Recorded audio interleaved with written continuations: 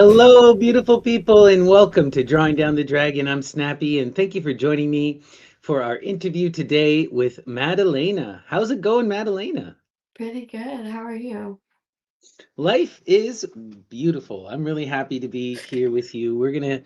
So this is the second interview that we've done together. The first time we discussed your story and your introduction into Lady Babylon, and one of sort of the defining themes of your whole life and practice was kind of divination. Yeah. And we were talking, and we just thought it would be a great place and a great subject to dive into together. So, why don't you kind of just reintroduce yourself to our audience and then talk a bit about your relationship with divination? Okay. I'm Maddalena.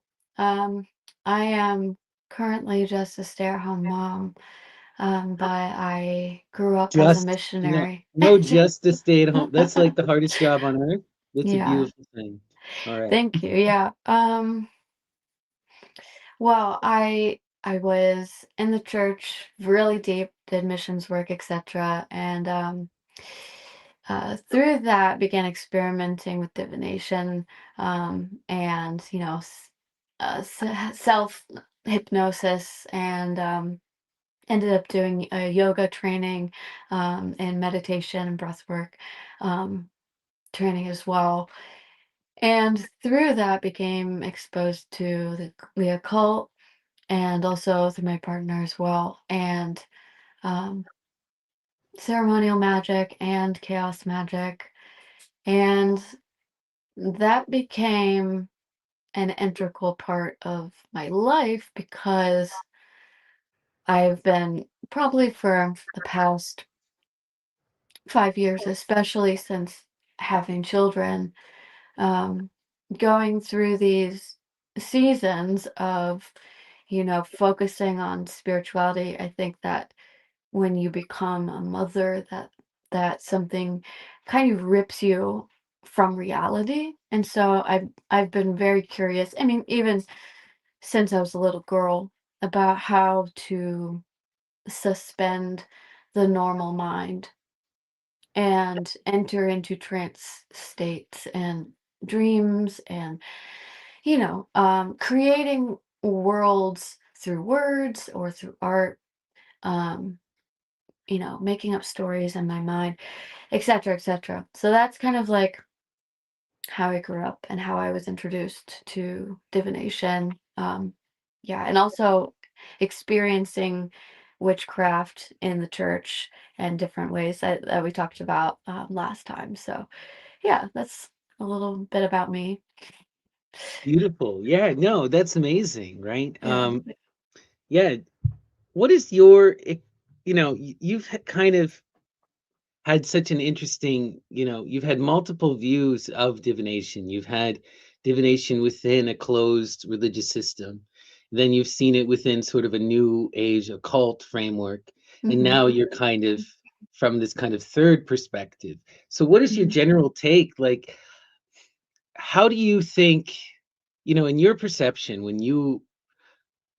how, first of all, like, what is your main practice right now for when you do divination? Let's start there. Okay. Well, let's see. I've been really interested in learning about ancient divination right now.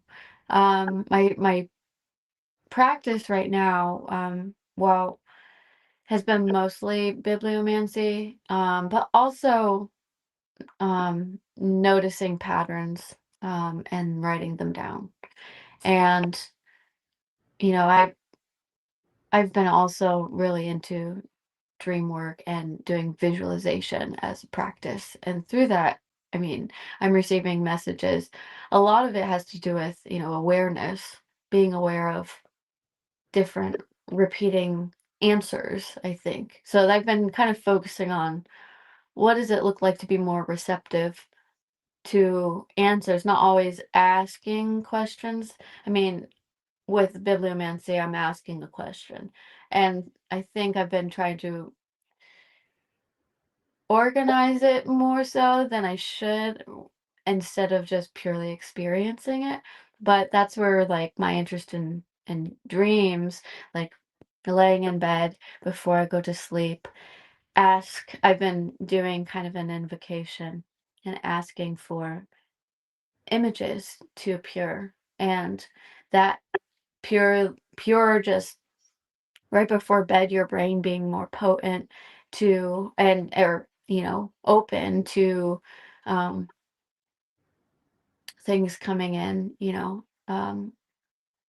I think that has been the most consistent practice that I've had. And I find that it also brings a level of consistency to um having a good night's rest, and I don't know. I Well, like it that as a self-care, practice as well. So that's kind of just the divination I've been doing so far. no, that's awesome. I love that. Dream work was a huge part of my early practice because I've told this before, but and I wonder what your relationship, because the big thing for me when I was younger was I used to have a lot of really ridiculous dreams. So I used to have really horrific nightmares Hmm. first, and then I had to learn how to shut them out, how to take control of my perspective. And this was like life shattering for me as a Yeah. young person, life changing. And then the other big thing I used to have, and I still do, but less frequently now, was Hmm. precognitive dreams. Precognitive dreams. So I would see myself in my classroom writing work. I'd see myself doing the dishes. It's, almost always mundane stuff. But then again, when you think about your life, how fantastic are our lives? Yeah. You're going to be dreaming of it yourself in the future. What are you dreaming of? But these were Yeah. defining moments for me that set me off on my magical journey because it made me question reality. Have Hmm. you had anything like that, or what's your relationship with the dream? Well, I've had several life-changing dreams. Um, I feel like I haven't had very many precognitive dreams, Mm. but my first exposure to almost like a prophetic dream, I think, would be um I was 15, and I woke up and I knew it was my grandma's birthday. And I also got the thought pinged in my mind. So I've been calling them like pings, I feel like that's a common term for like when you have a spiritual Yeah, download or whatever, but inspiration, um right? Aha, inspiration, yes. eureka. Yeah. So I had one of those, and it was like a really mellow yellow, synesthetic moment in my life that I'll never forget, Mm. where I walk out of my door. I just like woke up out of my sleep, probably like noon, and my mom was awake and she was downstairs, and I yelled for her from upstairs, and we had like a balcony in my house growing up. And she was downstairs and she looked up at me and I said, "Mom, what would it be like? Well, I mean, what if grandma dies on her birthday?" And right then she got a phone call that she passed away. And so that was like the craziest moment of my life because I mean, my grandma had tried to um unalive herself like many times in my mom's life. So she did not believe that it was real, but I just remember like thinking that so clearly, and almost jokingly, but it was like, wow, I can't believe that happened. I don't know, just like the timing was impeccable. And I love stuff like that. I mean, I don't love that circumstance, but I love stuff like that that epiphany or the synchronicity aspect at the same time. So since then, I mean, I've always been kind of aware of weird, supernatural things happening in a way, but not knowing how to verbalize it. So I think I'm still pretty new at ripping the Christianity out of me, out of me, peeling it off of me slowly. But in a Hey, way, yeah, you'll be fighting those kind of impulses your whole life, but yeah. part of it, part of it is that when you feel that What I started to recognize, I don't know if you feel this, but Mhm. I was so, caught up in that purity mindset that there would be a lot of things that would just trigger this kind of a satanic fear response, where I'd see Yeah. something that my Christian lizard brain, as I like Yeah. to reframe it, would perceive that as evil. And Yeah. now, anytime that aspect of my brain is firing, I Mhm. almost always recognize it as wrong, Yeah. And so I've reinterpreted that whole. So I've been able to catch myself a lot of the time falling into that mindset, you Yeah. know? Yeah. For sure. Um, but yeah, dreams, I've had some dreams that were just absolutely crazy. Like, there was one dream that I had where I was locked inside of my like I went into a dream state. I was conscious of it, and I got in trouble with the government, and they locked me in prison for a couple years, and in my own mind. So I like ended up somehow escaping, and I woke up and thinking I was 2 years older than I was. Like I was actually in my dream, like went through 2 years, and it was terrifying, and it really I mean, it felt so real that I don't even I had to, like, take some time, to really not Have you be got in in shock from that. have you got into the lucid dreaming yet? I mean, I have in a way. I've been practicing lucid dreaming and since I was 14, but my problem is that I can fall asleep like that. Mm, same here. And the dreams that I get, they are vivid and I never forget them. It's like I can remember every dream that I have almost. And Oh, wow. so I try to keep like a practice of recording them or writing them down. But I mean, my journals are kind of all over the place. So, um, but having a practice of like um asking to receive visions. So like before bed or right after I wake up, like really early in the morning, I would often try to practice just having a visualization to even even standing in meditation and like before taking a shower, like trying to really get into the present moment and see what comes up and what it means for perhaps my day or my, you know, the the next season. Um, and or even like memories of past or um, ideas or I don't know.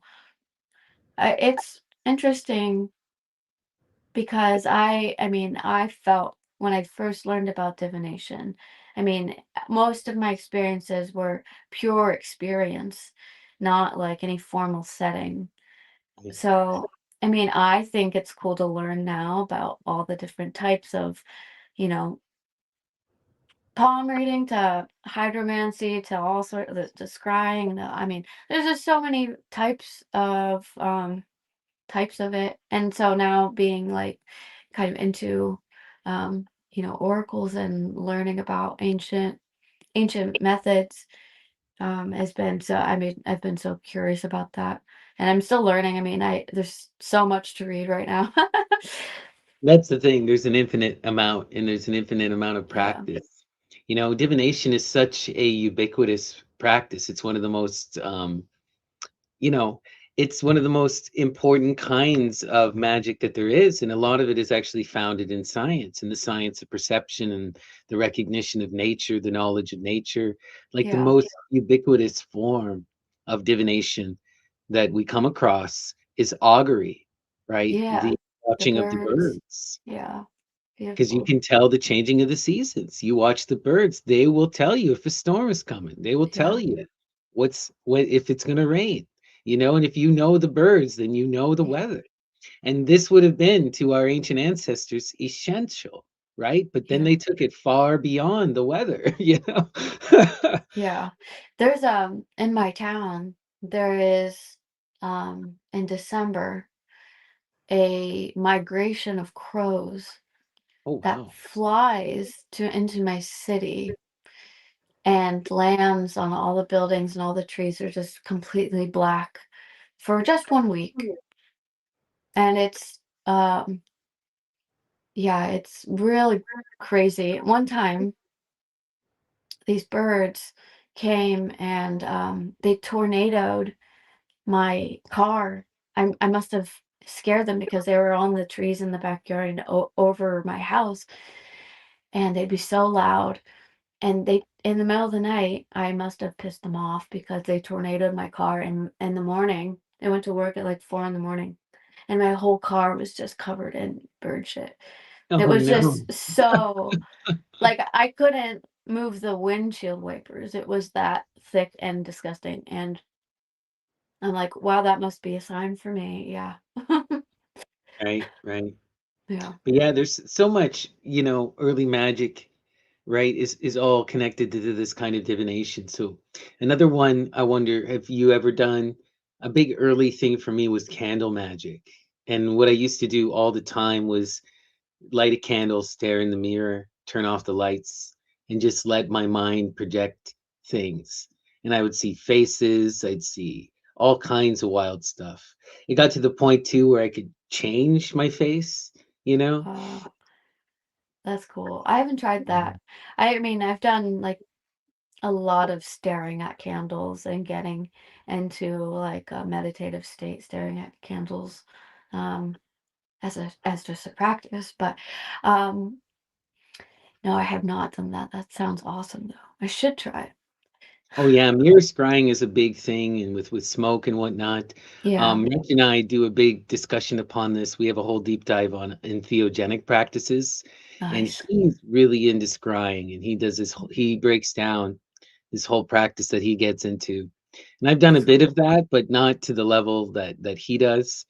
Hmm. But there's certainly something truly magical about the mirror that allows you to really get into other places. Like I used to see a couple faces all the time, and I'm certain that they're ancestors. Oh, Like that's cool. maybe they're me in a past life, or maybe they were like a blood relative, but Mhm. they're faces that keep appearing in my own face. You know what I That's so mean? cool. Yeah. Yeah, I've seen that in other people too.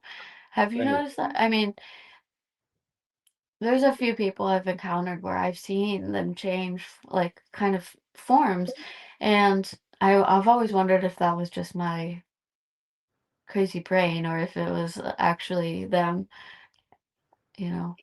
I don't know. I bet that's connected to what we're talking about, Yeah. people change their aura, people have, people Hmm. are multiplicity, right? They We're are, we yeah. always are the consummation of our ancestors. We're never just ourselves.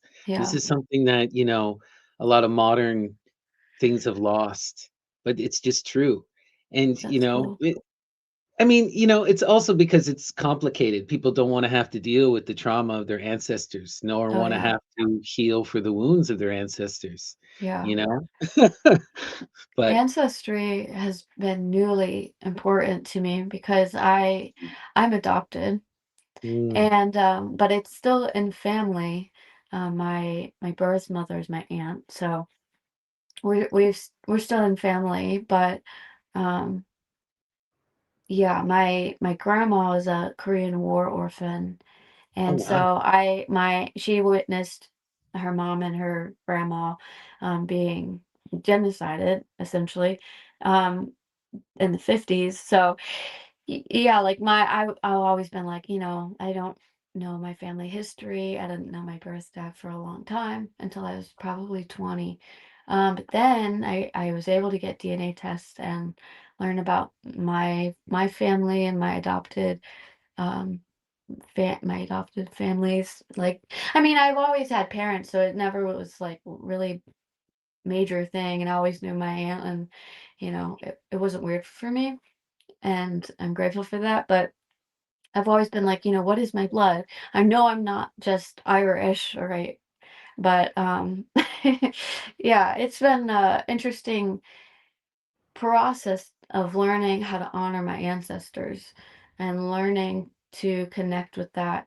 There was a book that I read that um Oh, I feel like it's called at the end of August or something by you, Miri, and it's a novel that she writes that's extremely Mm. poetic and um talks about the story goes in the beginning she's going through seance with like Korean mudang, I don't know.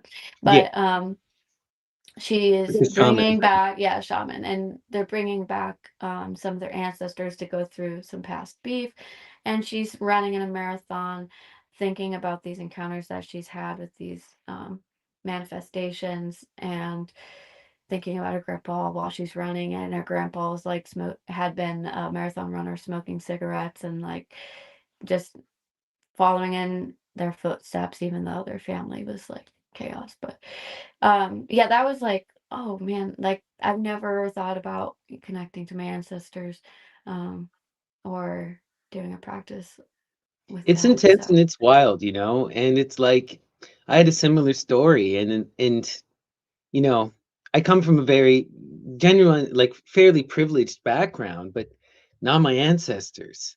And I did not realize that, like it's just so wild. It's like people, if you can, this is the other mhm, thing. There's so much trauma when you study your ancestry, and yeah, that's what I wound up discovering. Like hmm, I can only go so far. And most people, this is the case. You can only go so far, and then there's some kind of traumatic event. hmm, And yeah, with my family, at least on my father's side, what it was that they were they were in Normandy in France, and yeah, they were non-French speakers. So they wow, spoke one of the dialects. It's not sure which, hmm, but my last name is like a name that just means you're from this particular area. And what they yeah, used to do at this point is they took all of the non-French speaking peoples, hmm, especially the working class, and they just sent them to Canada.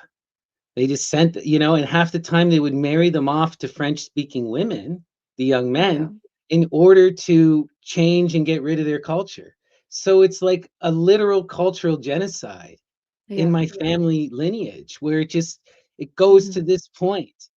And then, there's all this weird nationalism in my country around that French identity. And I'm just like, the French hmm, identity isn't even mine. It was something that was transplanted. And now I'm seeing people in my own family have this nationalism. It's all so insane. And yeah, it's all so ridiculous. You see how, when you start to study ancestry, you see how these myths and how these stories really impact people's lives. And yeah, and yeah, you witness all this trauma, you know? for sure. It's just interesting, sorry. Uh-huh. No, no worries. But, we're Hmm. all like this, right? Everyone's like this. Yeah, Everyone has some kind of story just about, for the most part, right? for sure. Yeah, I learned that so once I did my DNA test, I learned that I'm Italian and German and Macedonian and um Russian, and it's been really interesting also like learning about my like my family history and stuff too. But yeah, I don't know. I haven't had any profound experiences with that yet. My partner has. His dad has passed, and he's had a lot of really crazy experiences working with ancestral magic. Um, and even just connecting to your lost ones or people that you care about. I've had So, I've had like experience what I've seen and what I've seen from just talking to people. I mean, everyone's unique. Everyone's having their own unique personal experiences. But what I've seen to have gauged is generally people have close relationships with immediate ancestors. So mhm, your parents, your grandparents, your great grandparents. It doesn't tend to go much further than that unless yeah, you're going way back. Unless you're going into these ancestral deities, mhm, guardian spirits, you yeah, know, and those seem to be a big thing. And these kind of guardian spirits are more human too. They don't really, like we can all kind of access them. Mhm. And that Mm. is a really big thing for me, is connect when I'm Yeah. talking about the ancestors, most of the time, I'm connecting to the spirits, and it's the Mhm. spirits of humanity that's calling us into evolution and generation, and we all share these Yeah. guardian spirits, you know? They Mhm. appear in different colors for different people, but we all share them. There are, Yeah. there are in our soul, our essence, you know? Yeah. That's kind of where, I mean, I would say, the idea of past lives come into play too. Right. I mean, whether that is real to you or not real to you, it still is creation that you can make mentally and essentially to make it come true. Um, and connecting to the deities that were worshipped by our ancestors is is really interesting. I've just been learning about different lineages for just ages and connecting in the ways that I can, and kind of just devoting my life to, yeah, just receptivity and This is something I not wanted to even really. putting a name on it per se, Mhm. but now practicing that has been a big game changer, I think, for me So this because is what I really want to talk to you about this, because like this is kind of like when people talk about divination to me, Mhm, like for my partner and I, this is what you're describing here. This is, even though I'm a professional tarot reader, 99.9% of the divination that I'm doing is generally this recognizing of signs and synchronicities. yeah, And I call it, just looking at the world with the eyes of the magus, trying to be yeah, re- seeing the world as a conversation between you and the divine. yeah, And when you recognize that, then everything is a blessing. Everyone comes into your life for a purpose. You feel it. It's colored my entire life. What's your relationship to this kind of? This is you're doing the same thing, right? yeah, yeah. I've been doing that. I feel like I'm getting better at it, slowly but surely. I feel like at a certain point of practicing that there comes this breaking point where a sudden fear enters because, oh no, what if I miss something? And I, especially when you're trying to like savor every moment with somebody or remember something, it's like, okay, what if I miss a moment? What if I miss a sign? um and and then understanding that, oh, I don't have to be paranoid. I don't have to be anxious about like missing a sign because a sign will be very clear. And it doesn't have to, I mean, it can be as simple as sitting in a coffee shop listening to a conversation somebody's having and their words being a direct answer to a question or a thought that you've had prior in the day or week. And I mean, it does not have to always be um, conventional. I don't know if that's the right word, but um, having somebody that you were thinking about send you a message in response, totally unrelated, or watching a video and the video's informing you the exact information that you've asked. It's really interesting to practice it that way. It's like using the world as your book that you pick. Oh yeah. Well, I'm gonna just be like, okay, I'm gonna go to the grocery store and I'm gonna ask this question and you can show it to me. One thing I used to do is like I'd go to a thrift store and then I'd be like, show me something if I need it. And if I don't, then I don't need it. But then the exact thing that I would visualize sometimes would be something that I would find. And then it'd be like playing hide and seek almost of like, okay, show me something that's in here and I'm going to visualize it and then try to find it. It's been like years of doing that. Oh yeah. Like for me, there's certain things where signs would come in moments. For me, it's always comes when I call it invoking the spirit of inquiry. Yeah. And what it is that I'm thinking in my head and I'm phrasing a question or I'm asking something or I'm Mhm. pondering something deeply, but I'm going into a place of vulnerability and then I'm Yeah. entering into a place of reception and then I'm gazing at the world. Yeah. And 90% of the time when I engage in this, it is not conscious. It's just I'm frustrated about something and this is what I'm doing. And if Yeah. I overthink it, it's easy. I can just dismiss it. It's not the muse, it's my own mind. It's Mhm. it's not Yeah. it's not a sign, it's just the world around you. Right. But the things happen when they need to happen when and at the right time. And I can think of like two specific ones that happened in the last couple years, right? Like Mhm. I connected to my wife and I was like, at this time I wasn't sure if I was going to propose to her, Yeah. or what if we were connecting. We're driving in a car and then I look over and I'm thinking about this. And then there's a black star, like a big giant black star, and it's the specific black star from David Bowie's Black Star album, just spray painted on someone's wall. Now, this is a very specific image for me because it immediately connected me to Saturn because Mhm. of that particular song, and it Dark connected Star, me yeah. to to the chosen deity that I was communing with and Mhm. gave me the sign that I was looking for. So in that minute, I knew exactly where I was and I was Yeah. in the right path. And then another time, I was all stressed out in this airport, freaking the F out, um, looking at my phone, not sure what's going on. And then I look up and I see a hearth, and Oh, it's for a yeah. bagel restaurant, but it's a big hearth. And it was what I needed in that moment. And I just like sat down and was like, okay, I'm totally fine. Yeah, wow. you know, That's awesome. Yeah. these kind of things to me make, or like a big one is like you brought up the bird tornadoes. Oh, You know, yeah.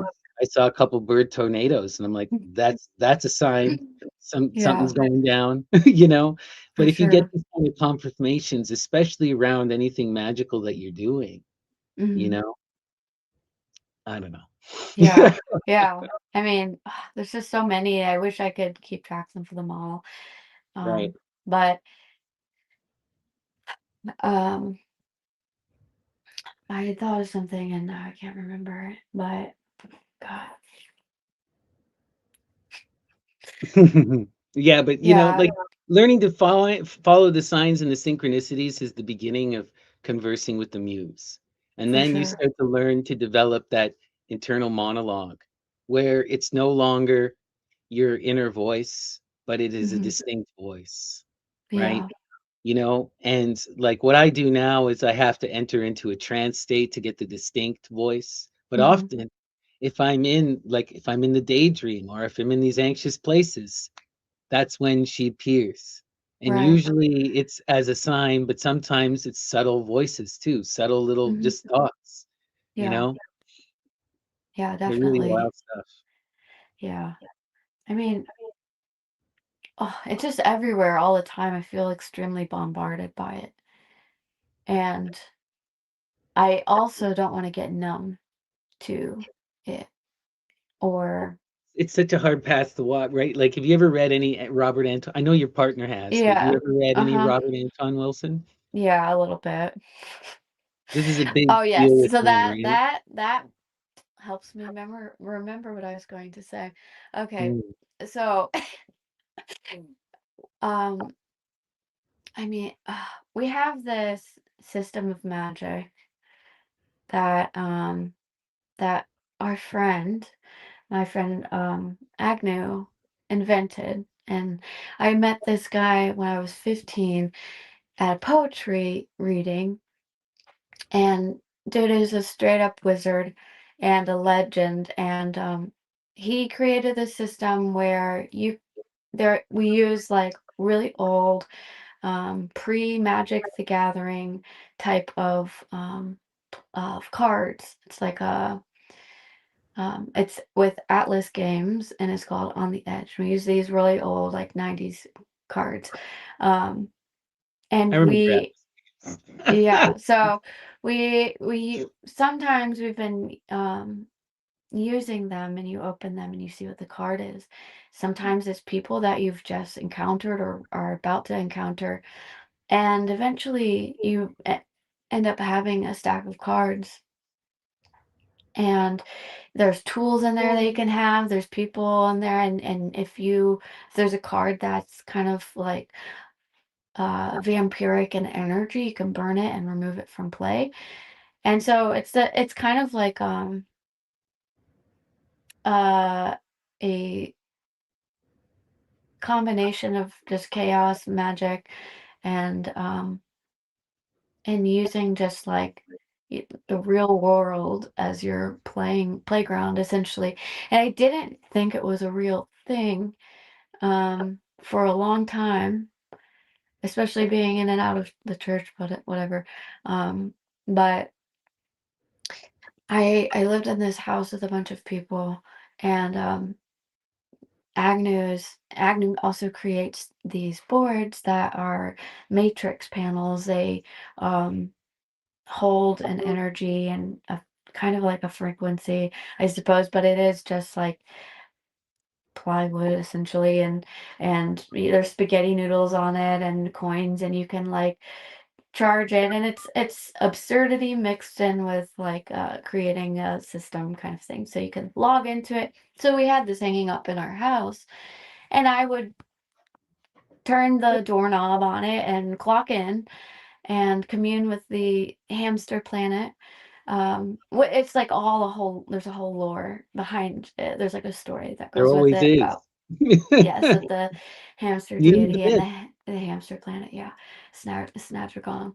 So, um, and yeah, so we I was just, playing along for a long time until a bunch of crazy stuff happened, and I ended up leaving the house.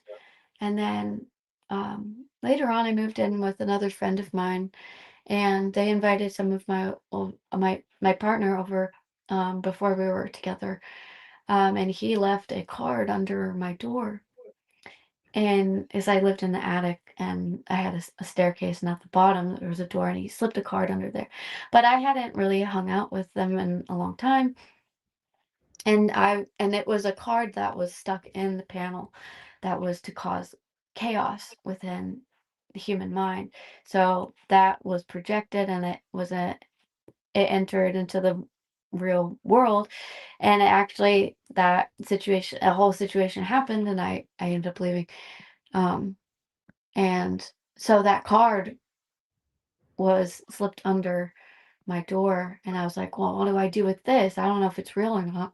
So I was like, "You know what? I'm gonna put it in my window and turn it facing out." And the next day, something happened to the neighbors, and they had to evacuate their house and move out permanently. And I was like, "Okay, well, I'll take that as a sign." And then I learned like about the whole system later on, and kind of got initiated into the hamsterhood a little bit. But it's a fun system, and it reminds me to not take things so seriously, to not, you know, um, forget to play, that you can invent anything, that you can tap into creative energy in a serious, like meditative, yogic way, or in a way that's just tuning into your inner child. And yeah, I don't Yeah, know. it's It's really it's it's been all fun. about the power of contemplation and expanding the imagination in the mind. Yeah. Whatever allows you to do that. Two people, you're so right. So many people get bogged down by tradition, and then other people want to reject it entirely as something stupid. I think it should be tradition optional. Yeah. Yeah. Tradition, use how you Yeah. will. Play. I Play. think that we need to combine it both. Like I've been Right, learning, right. so my focus right now has been learning about history, learning about specifically ancient Greco-Roman Mhm. divination, and like really all divination is sortes. It's like, It's I lots. mean, like casting lots, and there's so many cool things that can be invented if there were more practitioners, you know? I feel I'm like, I should make like I could make like a tarot deck out of bricks and like you can cast them and then, you know, you get your you When get I your lots there. Or, you know, I don't know. You can invent so many new things when through I really delve deep into studying it. a lot of Yeah. this kind of divination, what I've defined it as is, well, it's it's it's all about it's Saturnian magic, Mhm. Saturn and Rhea, right? And the way that you got to look at it is Saturn is the infinitely small point. It's the one who cuts the divider of time, and the one you compare against, you measure. It's the other from which you can compare, right? So, in order to do any sort of divination, you have to cut time. You have to isolate things in place. You have to perceive. And it's the act of perception that sets something real. It defines reality. And as Yeah. soon as you do that, now you can be receptive to the image. Now the image exists, Mhm. right? And so when you perceive and meditate upon the image, now you're invoking the information needed to create the next image, the next perception. And Yeah. so one falls into the other, and it's about that unfolding and creation of time. And so to me, it's an act of divination is happening all the time. Everyone is divining. It is how Yeah. we perceive and engage with reality, because we are dealing with a very limited tool set. We're basically children in the dark with a flashlight trying to figure out what's going on, and we're Mhm. taking in what limited sensory input we can, and then we're creating a reality out of that input. But Yeah. ultimately, that's a lie. Ultimately, it's Mhm. all made up. None of Mhm. that is actually reality. We don't get to engage with reality directly. We only perceive it through the limitations of the body, right? But what we can do with that body is set it into an image, and then we can explore the image and recreate the next image. So this Yeah. is where that magus power comes in. The magus, the Mhm. magician, is the one who controls their perception, Yeah. and it's the one who's in control of their perception who can tell their story, who can manipulate the future Yeah. through our share, because we all have our own individual reality, and then we all share a reality. It's both, one in the many. And we're Yeah. all struggling in this, So if I can tell a story and then you agree to it, now we have a shared perception of reality. Now we have shifted the literal meaning of time and space, Yeah. you know? Mhm. Oh, I love that. That's where I've been sitting a little bit. I've been trying to figure out how to hack space-time and, you know, Have you ever read Nick Land? We I've talked about not this, I think. I have Okay. not. Okay. So Nick, okay, you gotta like wear rubber gloves and put on like a hazmat suit.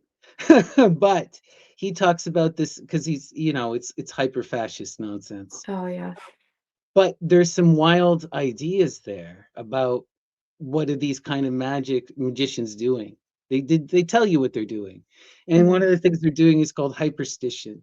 It's you create an art object that redefines the past and therefore defines the future, right? If I create something that changes what the past was in our perception of the past, then Yeah. I can redefine what the future will be. And Mhm. this is where some serious, heavy black, well, not black, but like you see these kind of intense magicians, these political manipulators involved in this kind Oh, of yeah. nonsense, you know? Yeah. I've been trying to do that, I mean, in a positive way. Right, Uh, right. I We mean, have to, this is even the thing, we have to, you know? yeah. This is something I love about Ammon, and Mhm. one of the things that separates Ammon from the 99%. Is that being most people are so caught up in the idea of being good that they're afraid to act against evil, and they're Yeah. not willing to call it out. That's not true of someone like Ammon. He actually has become he invoked the spirit of justice, Yeah. and he's Yeah. bringing justice down, right? Mhm. Yeah. I feel just the same, you know. I very much am. passionate about the truth being out, and because I know and I've seen and experienced a lot of people be harmed by the deception of the church Right. and or religions, systems that have promoted harm on people, and we're seeing it unfold in real time. And how what words can I put into the world that can bring healing for other people, not just be self-serving. And I feel very strongly about, I don't know, being more open to giving of my energy and of my time for this awakening, essentially, and this renaissance, as Amen would put it.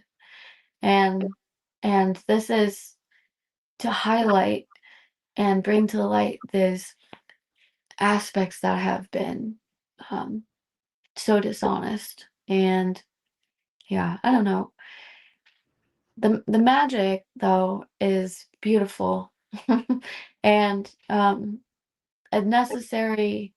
I mean, it's just a part of everyday life, and to ignore it is I think absurd. I mean, once you're a wizard, I feel like it's always going to be your perception is forever altered once you're awakened to even mystical things. Yeah, I feel like I've been living in between realms kind of since I was a little girl. I had this experience when I was 5 where it was almost like a big cloud just hit me and I was knocked out. And um, I just experienced a lot of messages and really positive, like, oh, divine light feelings. And woke up probably like a couple hours later with this information that was speaking like, I'm so in love with your aliveness and the sound of your voice. It was just that was it. That was all the information that I received from that. And since that happened, I've always been kind of what my mom would call an airhead. But yeah, like just being out of it, and trying to be receptive to things of not this of that are not of this world, essentially. And whatever that may be, whether that's created in my own mind or not. And I think that is an important creative process to have, um, and practice to I don't think have it in matters. general. Like Yeah. people make eventually, this was a big breaking point for me, you Mhm. know, was eventually you got to realize, everything is made up in your head anyway. And Yeah, all you like have to go reality by, is so malleable. yeah, eventually you just have to go with it. And you just Yeah. have to live your life and live your dream. Mhm. It's a dream anyway. And you are what you define yourself to be. You get to Mhm. choose. You get to create that. We spend Yeah. so much time worried about trying to fit in or defining ourselves by parameters of society and tradition, when Yeah. really we should be in that creative play, embracing life in its beauty, Yeah, following definitely. our heart. Yeah. I I mean, I went through years and years and years of identity issues and just not knowing what my path was. So I've always been changing paths, but not in a fickle way, but just being, Explorative. You've been you in the know, prince energy, the prince of it. You've been a prince, which in the tarot, you oh, know. No, no, no, yeah. no. This is important. It means you're on everyone has to pass through that prince process. And the Yeah, prince yeah. process has two elements to it. The first element is exploration. You got to see the world. You got to Mhm. learn about things.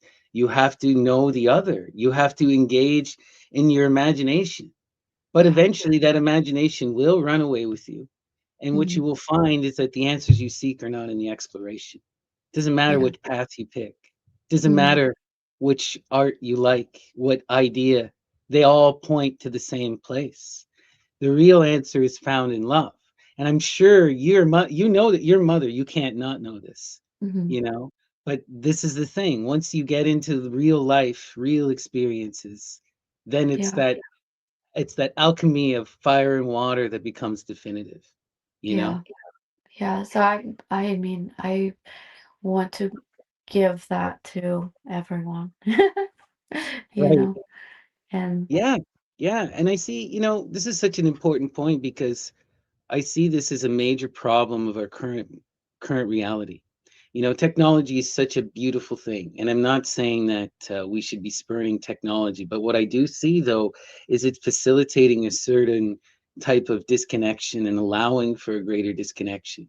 You have so much distraction now available at our fingertips, and mhm. we can go into these hyper isolated dream worlds where we literally just disconnect and go into Mhm. our hyperfixations, Yeah. and I see so many young people basically being in that Prince of Air. I always think of the tarot, sorry, in the Prince of Air energy, which is people who become sort of victims of their own imagination, where they hate themselves because they don't correspond to their perspectives. They hate the world because the world Yeah. doesn't correspond to their perspective, you know? Yeah. And it's I like, how do we help these people? We mhm. have to get them reconnected to people and to And reality. nature, you know. Yeah, I mean, I've been through that a lot. I mean, a lot of it I had to deal with. So, I mean, the feeling. I've been in so many encounters. There was a whole season of my life that was just connected to pure like rejection. And I have been learning how can you press into rejection in order to allow it to be a part of your own self-acceptance to an extent, not like saying, in a masochistic way. Sorry. But more like how can you put yourself and how can you take a risk, how can you be more fearless, and what can you do today that's spontaneous? I not in a reckless way. And yeah, my feelings with being rejected didn't come until I experienced self-awareness and being like, oh, half of these emotions that I'm experiencing are just projections from my own mind. And so how do I learn to love and accept myself, basically? And then I'm like, well, why couldn't I learn that? Why did I have to be put in these situations or like have these feelings come up? So I think a lot of stuff has just been experienced through growing up, but not being a kid anymore. And I think yeah, I don't know. I think a lot of it too, and I wonder if you relate to this, but for me, so much of my early teenage years, I was hyper fixated upon being the best. What would Jesus do? You Oh know, yeah. how do I be a better person? I was always biting my tongue. I was always putting up with shit. I was always burying my head in the Bible and just going through my life. I was Hmm. literally rejecting 99% of reality because Yeah. it was evil. Or not even that it was evil. It wasn't holy. It wasn't what I was supposed to be doing. And I look at this now as a hyper prisoning kind of thing, you know? And I see Yeah. a lot of technology doing the same thing that I was doing with Christian philosophy. No one did this to me. I did it to myself, Yeah. but it was enough. It was enough. And it's just like we see with a lot of young people. They get caught up in various ideologies and isolate themselves. And I think a Yeah. big thing is these perfectionist things where we are Mhm. constantly in this idea of that's bad and we need to be Yeah, better is the problem. Is the it is, problem. yeah. Mhm. That You is know, what it like, is for sure.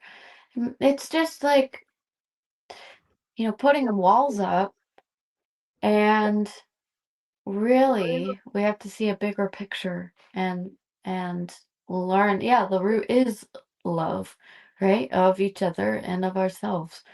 And this can appear in so many different forms, you know?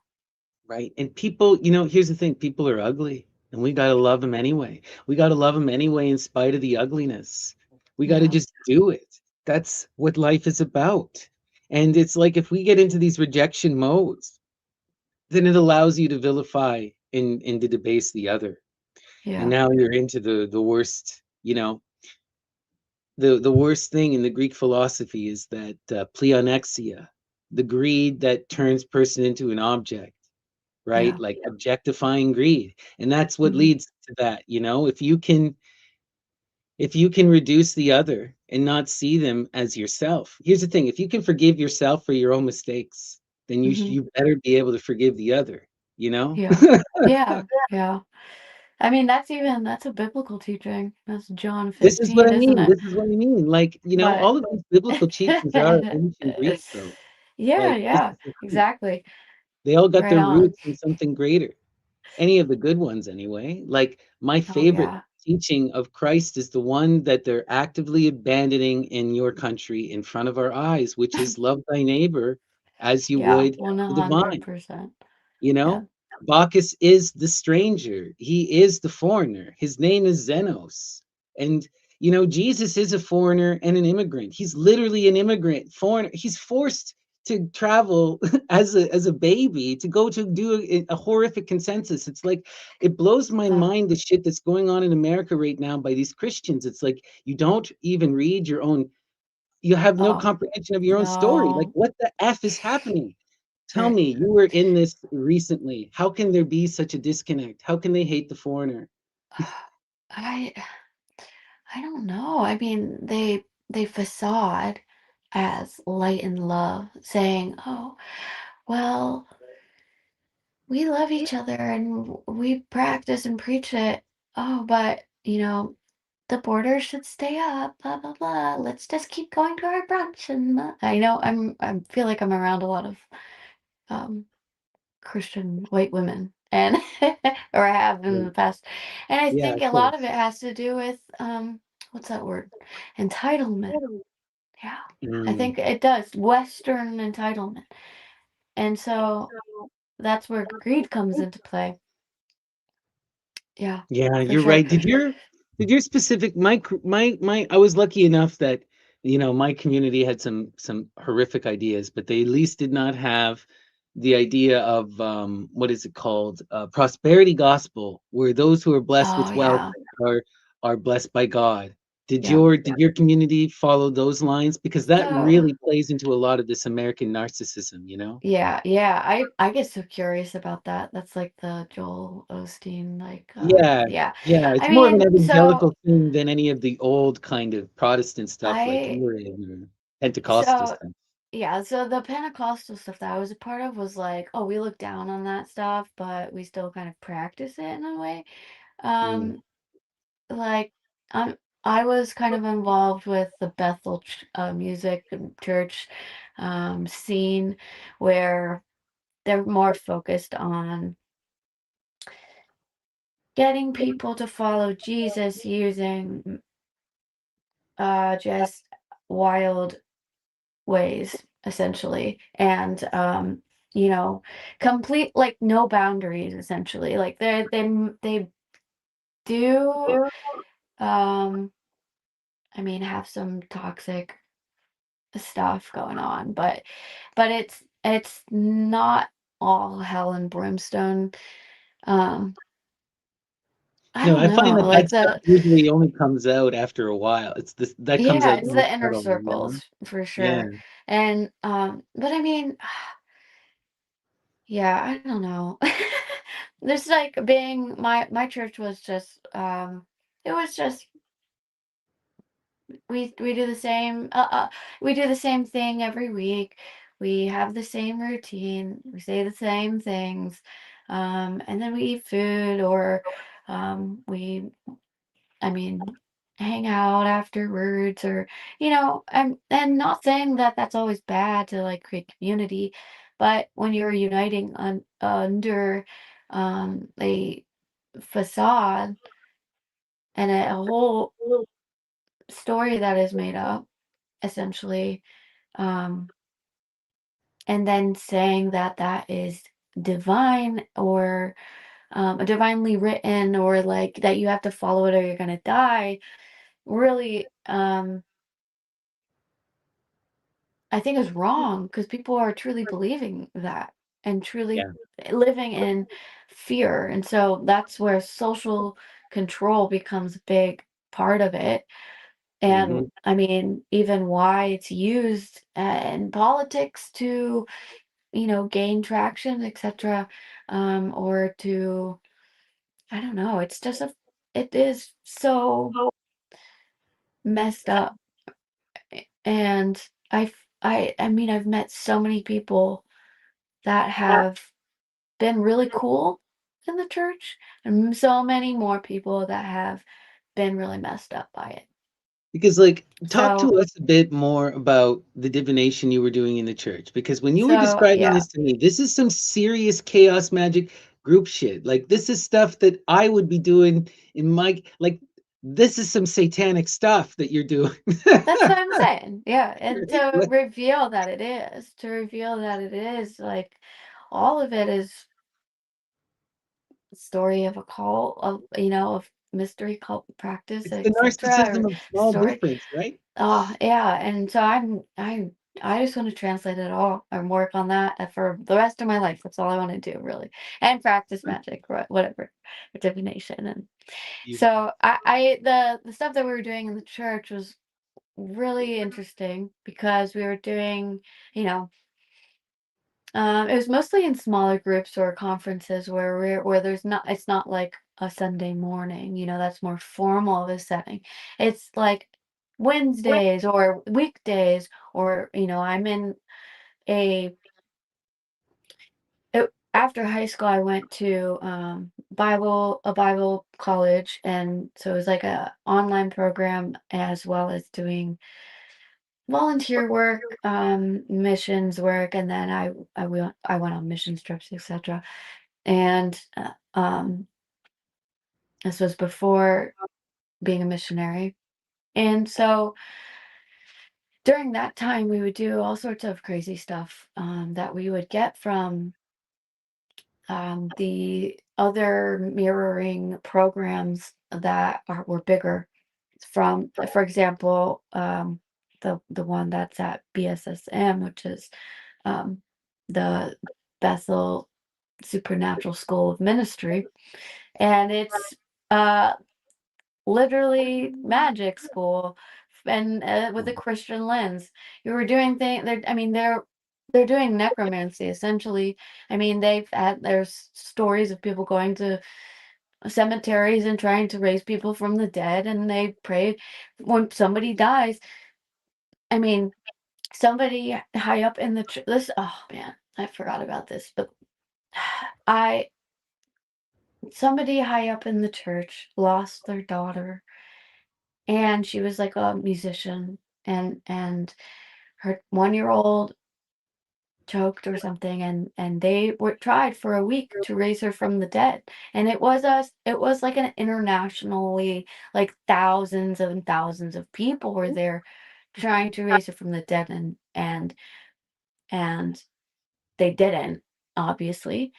And so then it was like there was a whole group of people that were like disappointed, like, why didn't God answer our prayer? And like, this is why I don't like Christian.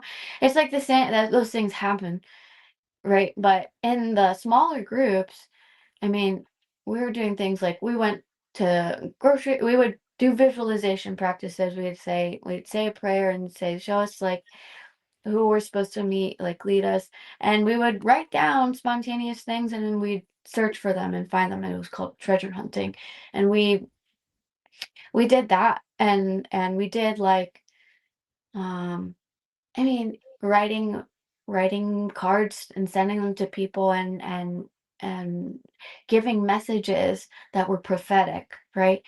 Creating on the spot, um, you know, that that's why where, like, the whole my whole interest in the oracles come into play, because, I mean, that's just where you just getting that information, and how some of the things that we receive back are accurate. So I became very curious, wondering, like, what well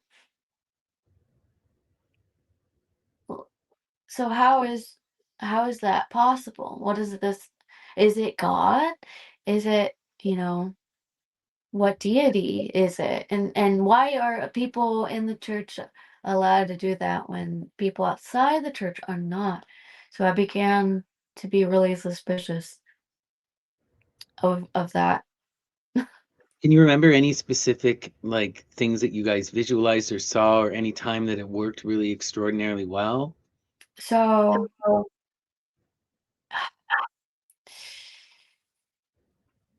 we had a time where, oh man, I mean, like, I've trauma blocked half of them, but I just remember Understand. getting in the back of somebody's car, and then we have a list of, like, okay, um lady with a dog that's like a specific breed, and then it's like, oh, we see somebody like on the side of the road that's walking a dog, and we stop them and just obnoxiously harass them. and Oh wow. and so it's like we would take every little sign and then go out for maybe a few hours and talk to people, and just that was just our very it was like a very aggressive Jehovah's Witness, just like, "Hey, yeah, like, Jesus loves you, like, come to our gathering that we have, the blah, blah, blah, like, eat some hot dogs and, hang out." I mean, Oh so wow. it was just so confusing, to see and read, like, 'cause I was a Bible reader, obviously, and I was memorizing, vast portions of stuff in English, and being like, "So how is Jesus doing magic and, you know, going in and out of physical form, and he's changing and he's doing all these miracles, and we're supposed to be walking in that example. So if I do that, that means I'm a witch. So that would make sense." So Right. I mean, that especially after I was out of the church, learning that, oh, I'm okay if I try this in a positive, not aggressive way, and taking everything in. I That's where the feminine comes into play, and where my journey with it led was I didn't have that shame after leaving the church, so I began just practicing it experimentally, and um using tarot kind of as a guide, but not, I mean, I was not very advanced or attached to it. I was just mostly interested in creating the image, creating imagery. That's like the most interesting to me. I've been amplifying that through um it's a brand. I don't know if we talked about it last time, but it's a brand that this lady made, but her system works, and it's to be magnetic. Have you heard of that? No, that Okay, sounds it's interesting. like it's marketed towards, like, manifestation, essentially, but they use meditations to take you on a visual journey, and through it you will, I mean, there's different ones, obviously. There's, like, ones focused on your childhood. um it's all about reprogramming your like your childhood, envisioning what it looked like. You go through these different journeys, like you enter into an elevator. The elevator takes you down. The door opens and you are in your favorite place in nature, and you dwell on that, and then you walk up a mountain, and then there's a hole in the ground, oh, and at the top of this mountain, and then you go into the hole in the mountain, and you're climbing down, and at the bottom there's a cave, and it's pitch black, and then it becomes a womb, and then you imagine that you're a part of the cosmos, and so it's like I've Have you been ever really done interested in that's that that's kind of brilliant. stuff. No, no, that's brilliant. I've heard that Yeah, kind of stuff from so many different sources, very similar practices from all over the yeah, place. This is something that I largely do personally. I just do it in a very different kind of way. yeah. So what we call this in the classical magical Western tradition is the building of the memory palace. Oh You yes, ever heard of yes. this? You ever Yeah, heard of this? I wrote Or a poem about the mind palace. Yes. right? So this it's Hmm. about developing your internalized world and your core sense of self and your foundational sense of self. And Oh, you know, real good empowered magicians will be able to go into their safe space. You see that, and this is mhm. something that's also become mainstreamed. Like Yeah, the AA I mean, uses that's how all of I these found out magical about it. techniques, you know. Yeah. Yeah, right. It's been so just like the power of positive thinking. The secret is Oh not yeah. much of the secret, but it is an occult practice. It Right, has its right. origin in the occult, and Yeah. it's just that basic occult idea, which is let's just take ourselves as a mind and forget for a moment individual circumstance, because individual circumstance can make some of this impossible. But if we're just dealing with a blank slate, we have the power to control our mind. We have the power True. to tell our Yes. story. And what we can do is offer a story to the universe. And if the people in the universe like that story, they share in our perspective. And now our perspective becomes reality. Yeah. And that's how the Magus creates reality, through Hmm. telling a story, but it's through convincing people that it's a good story, you know? And Yeah. all the Magus is the one who claims their perspective. Now Right. that is like beyond difficult, and we're ignoring It. the traumas Yeah. and I the mean. horrors of human life, but Yeah. So that's also, I think, something that Amon's doing, is he's taking the story Mm, that the collective has created as true, and he's slowly just breaking it apart, and re-sewing, embroidering into it truth in a way, because now I know I mean, so much has been rewritten over. So it's like we're just scratching away at it yeah, to taking see layers away. what is real. And that's just, oh man, it's so beautiful because there's so much that's still to be discovered. Right. And like I don't think I could ever lose interest in that I journey. know. That's why the bad associations with religion and my experience is almost healed through because I'm reclaiming that. I'm owning it. I'm taking the power back. And although that sounds cheesy, No, no, it's exactly what you're doing. It's that but you're looking at this from a yeah, holistic perspective and from a reasoned perspective, and yeah, that's honestly oh, what magic is it's the magician is the one who looks at religion and mhm, says, well, I can do that too. yeah, But and I can apply that to my own life and I can make it fit for me, you yeah. know. A way that it's been um shoved into the mainstream, I think, is through science. We're using psychology and science to explain now, um, the technologies of magic. And for example, like hypnosis, or getting into um, the theta state, right? Like we're creating terms, we're learning about the way that the brain works. And, you know, that's where it's like tied into like,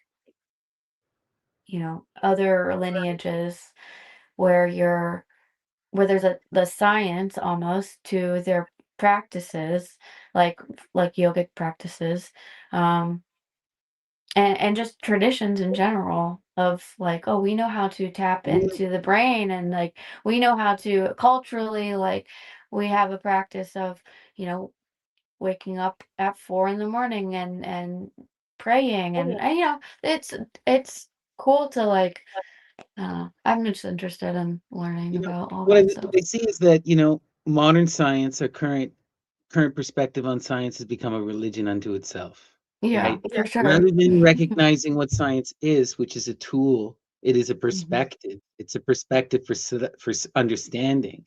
And we take scientific consensus as somehow the definition of reality, when all it is consensus. Yeah. Now, this is our clearest consensus for physical reality. Yeah, That that's awesome. I think there's a lot of beauty in that, and Mhm. I purposely and I think it's very important that we generally accept the consensus, Yeah. I don't think everyone's lying to us about reality, but that being said, we also have to look at the limits of these things. Yeah. It's also a lot more complicated, and Mhm. it's like, how do you form the consensus of science is the other thing, right? How do Right. we come to this general understanding? And that's where the politics comes in. It's like they tell you 99% of scientists say, well, who, what, where, when? Mm. Like, what are you talking about? Yeah. And this is the thing. Oh, It, yeah. I mean, what scientists and who? If it's like for example, one of the big things, like people always freak out about all this alien stuff. And I am a full-on witch, a magus, so in my Mhm. mind, it's all demons, you Oh, know, yeah. and everything else is a psyop by the government. And the Oh, biggest for tell for sure. me is that you don't see foreign governments freaking out about aliens in the same. Why aren't the Chinese freaking about aliens? Why aren't the Russians freaking about aliens? Why aren't the Africans freaking out about aliens? It's only us largely in the West and a Yeah. few outliers, you know? Because it's not a real global phenomenon, not happening in the way that the government wants to, and it all comes out now when it's easy to manipulate and they need distraction, It's like, Yeah, give they me a break, definitely they're you know? really taking anything to distract, right? Right now. Right? Yeah. I don't know, but I know a lot of people have all kinds of opinions on that. And I have nothing but love for people. And I'm Yeah. certain that there's life in the universe. I'm not saying that there isn't. I Mhm. just question anyone who's telling me anything about it. Oh, you yeah. know, Yeah. This is how it is. Like, okay. you Sure. know? Yeah. Yeah. And when I look at most of this stuff too, when I read the stories from the Mhm. myths, it just Yeah. sounds like demonic possession. It sounds like the gods fucking with people.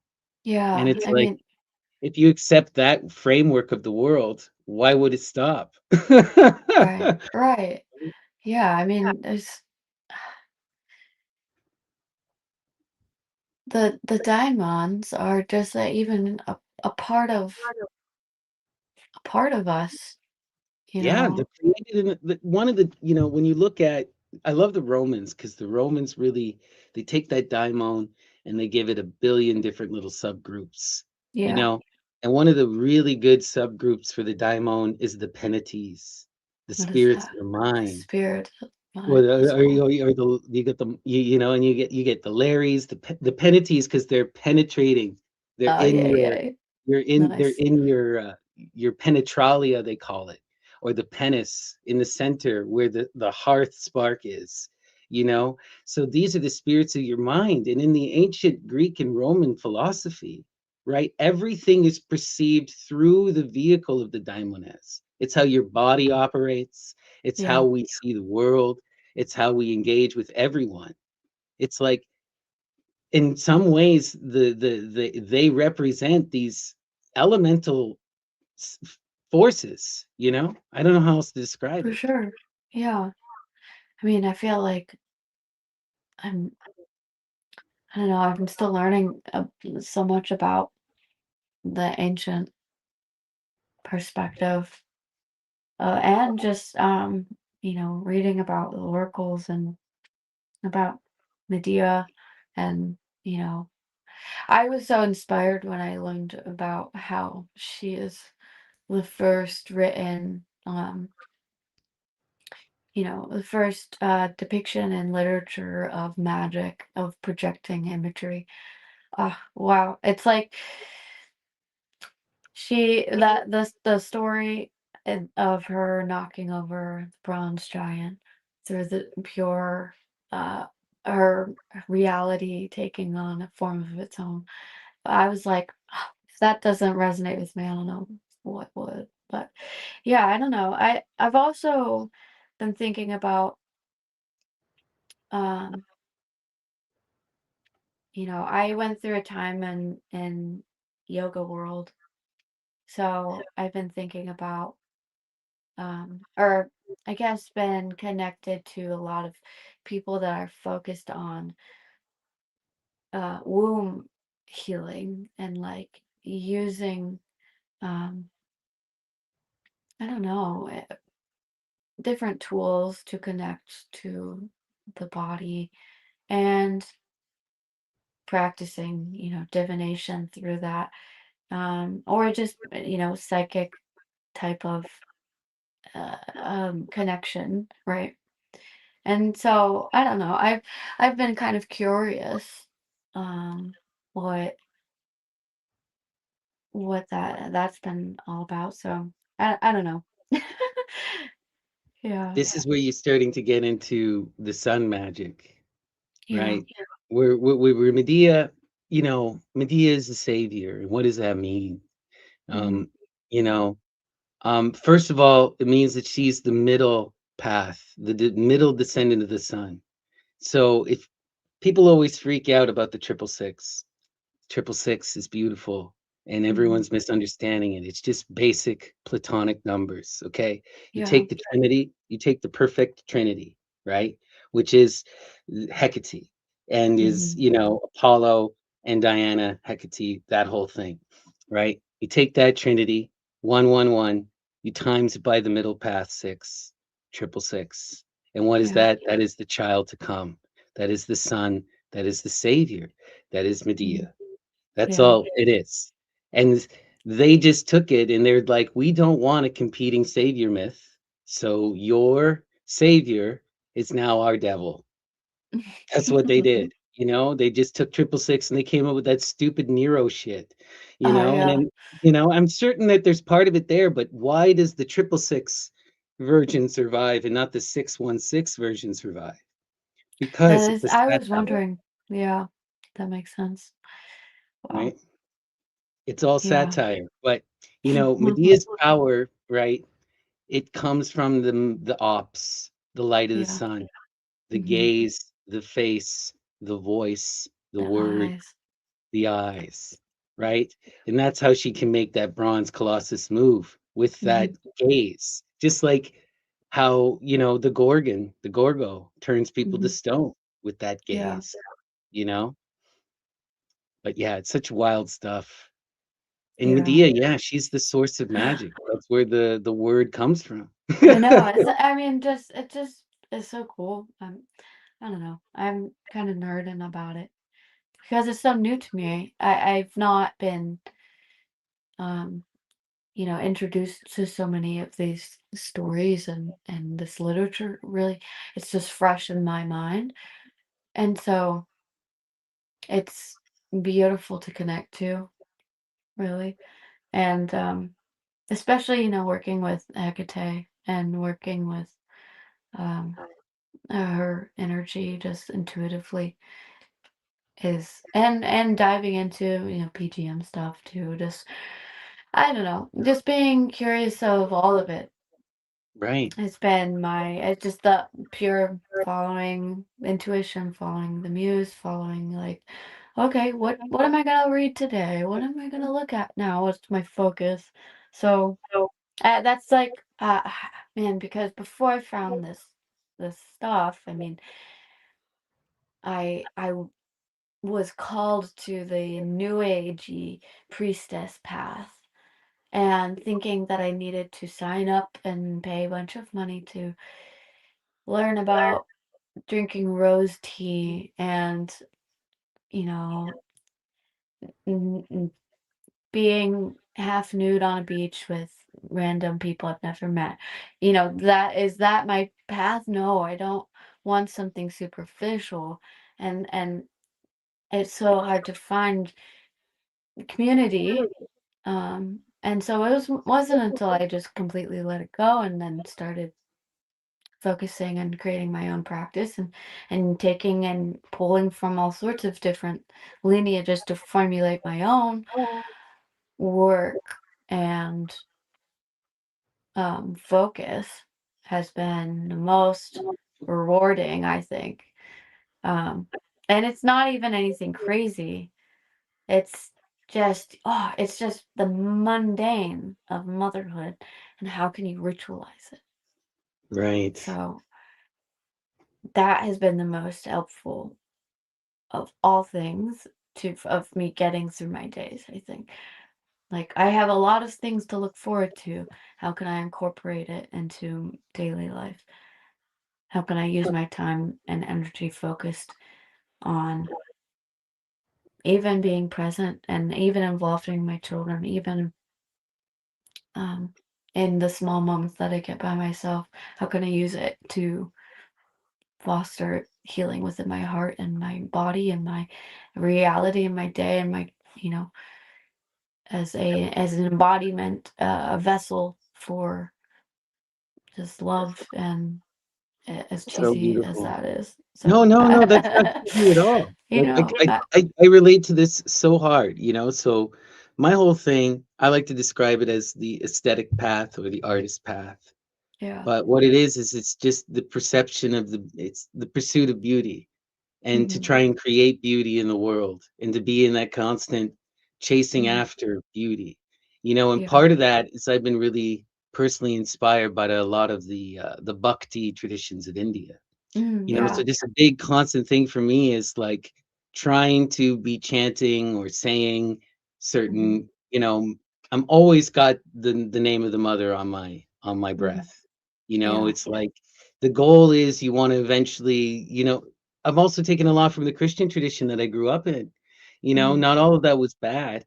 I've just No. changed the prayers. The Yeah. practices were good. It's just the way in which I was thinking about it was wrong. So like a big thing for me now is learning to love the world and to accept the world. And so I have these mantras that I'm constantly saying to myself that's just reminding me, to look at the Hmm. world and to try to recognize Aphrodite in everything, to try to Yeah. see the Oh. beauty in everyone and everything, to recognize Hmm. that everything is alive. When you start to respect people and accept people, and it's Hmm. like I'm talking like this in a very aspirational mode. Yeah. I'm always going to fall short, but the goal is you Right. want to embody that great mother energy, to Yeah. accept For sure. all, to love all. And even when people fall short and do the worst, okay, well, you're still here. Life is still beautiful. We've got to correct the issue. Yeah. Real justice is about advancing life. Real justice is healing each other. Yeah. I don't believe that there's anything that we can't overcome. You know, Hmm. For I sure. believe that we can all be put to work into service, even those who have done the monstrous, Yeah. and I think so much of our current issues is that we want to destroy each other rather than reincorporate and transform each other, you know? Exactly. Yeah. And how can we reconnect what has been, you know, shut off by a lot of people? And I've been um really focused on that as well. I to not be afraid to um be authentic and put myself out there right now has been so um terrifying for me as like an introverted person. But as a practice of just taking every person that I encounter as a part of myself and seeing the mirror and, you know, I've been in a lot of nasty situations in my life, where I've been too afraid and I've been too timid. And so the season of my life has been like, I am no longer afraid to speak about what I think. I'm no longer afraid to set a boundary. I'm more self-disciplined now than I was then. I understand a lot more than I did. So I think there's a lot of compassion when we can um, practice that toward ourselves and other people, because you never know what somebody's going through. You never know how they perceive the world. And Right. to treat somebody um, just with complete, like, utter disrespect. I mean, I understand having a bad day or whatever, but um, I try to always honor everybody that I meet, even if they're just being complete dickheads. I try to be reasonable and focus on, how can I positively be somebody that is encouraging, for a moment in your day.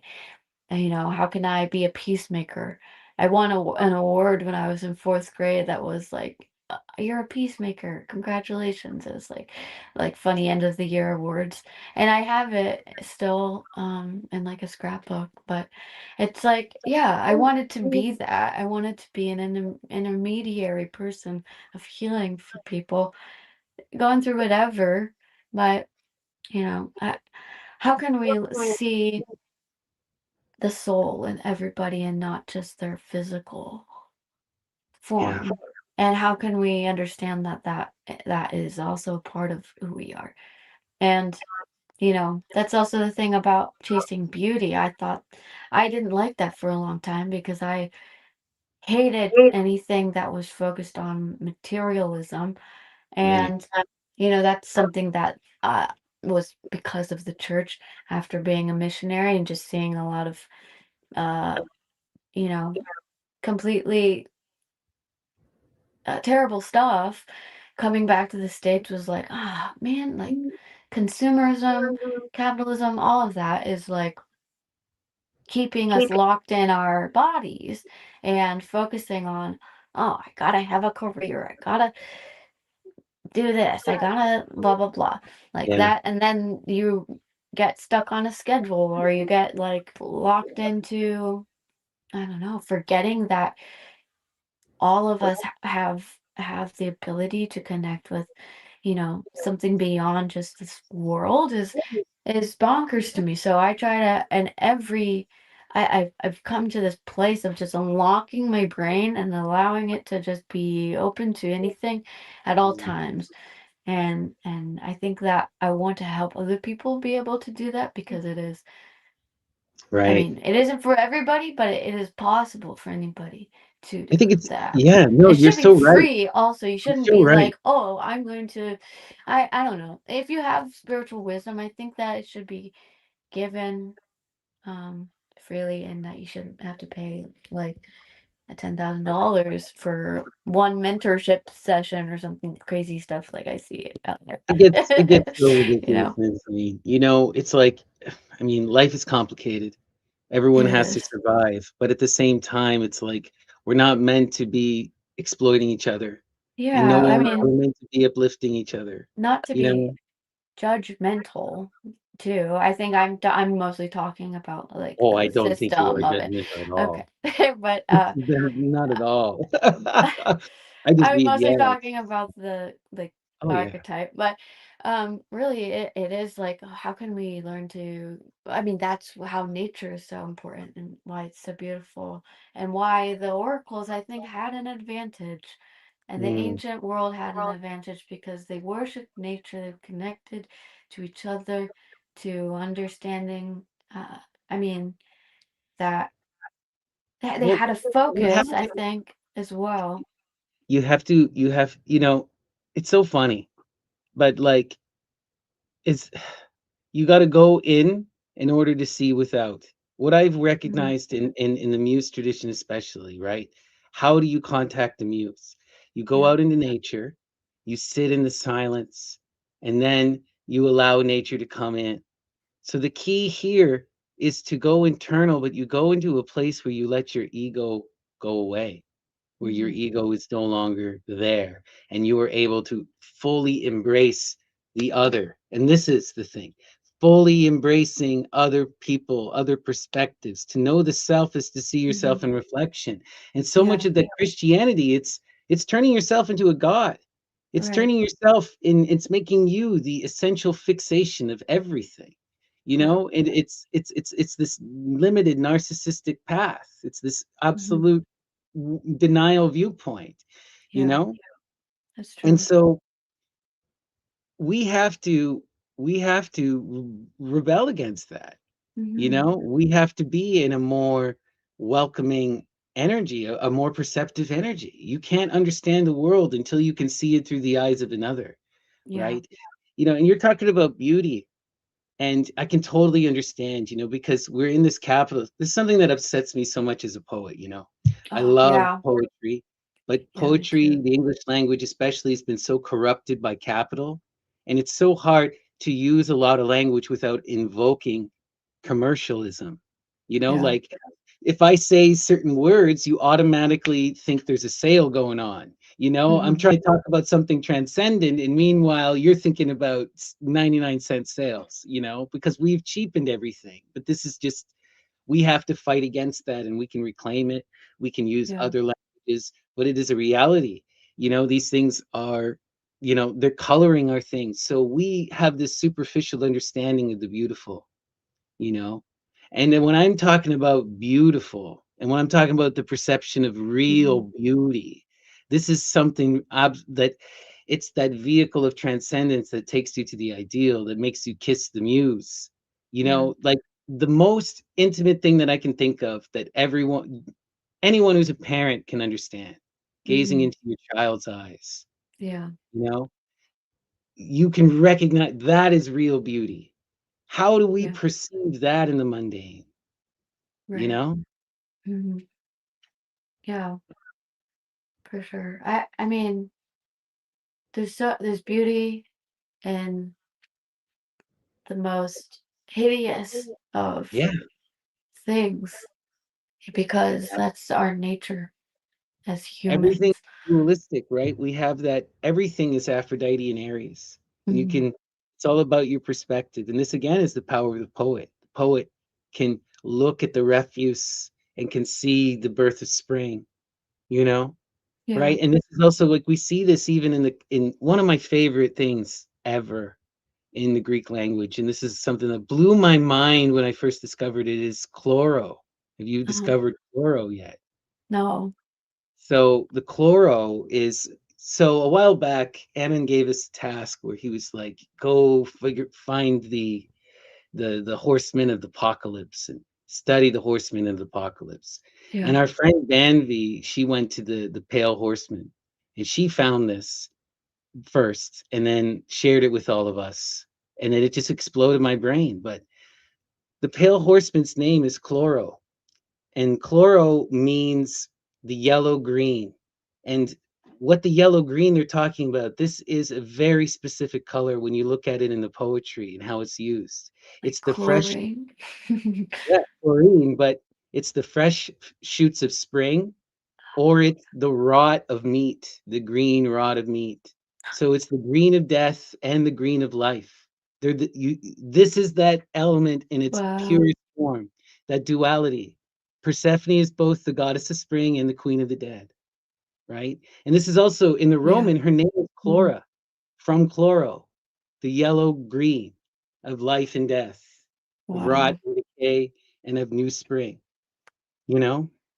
And it's all about your Yeah. perspective, how you see it, you know? Hmm. Yeah, that's insane. That's beautiful.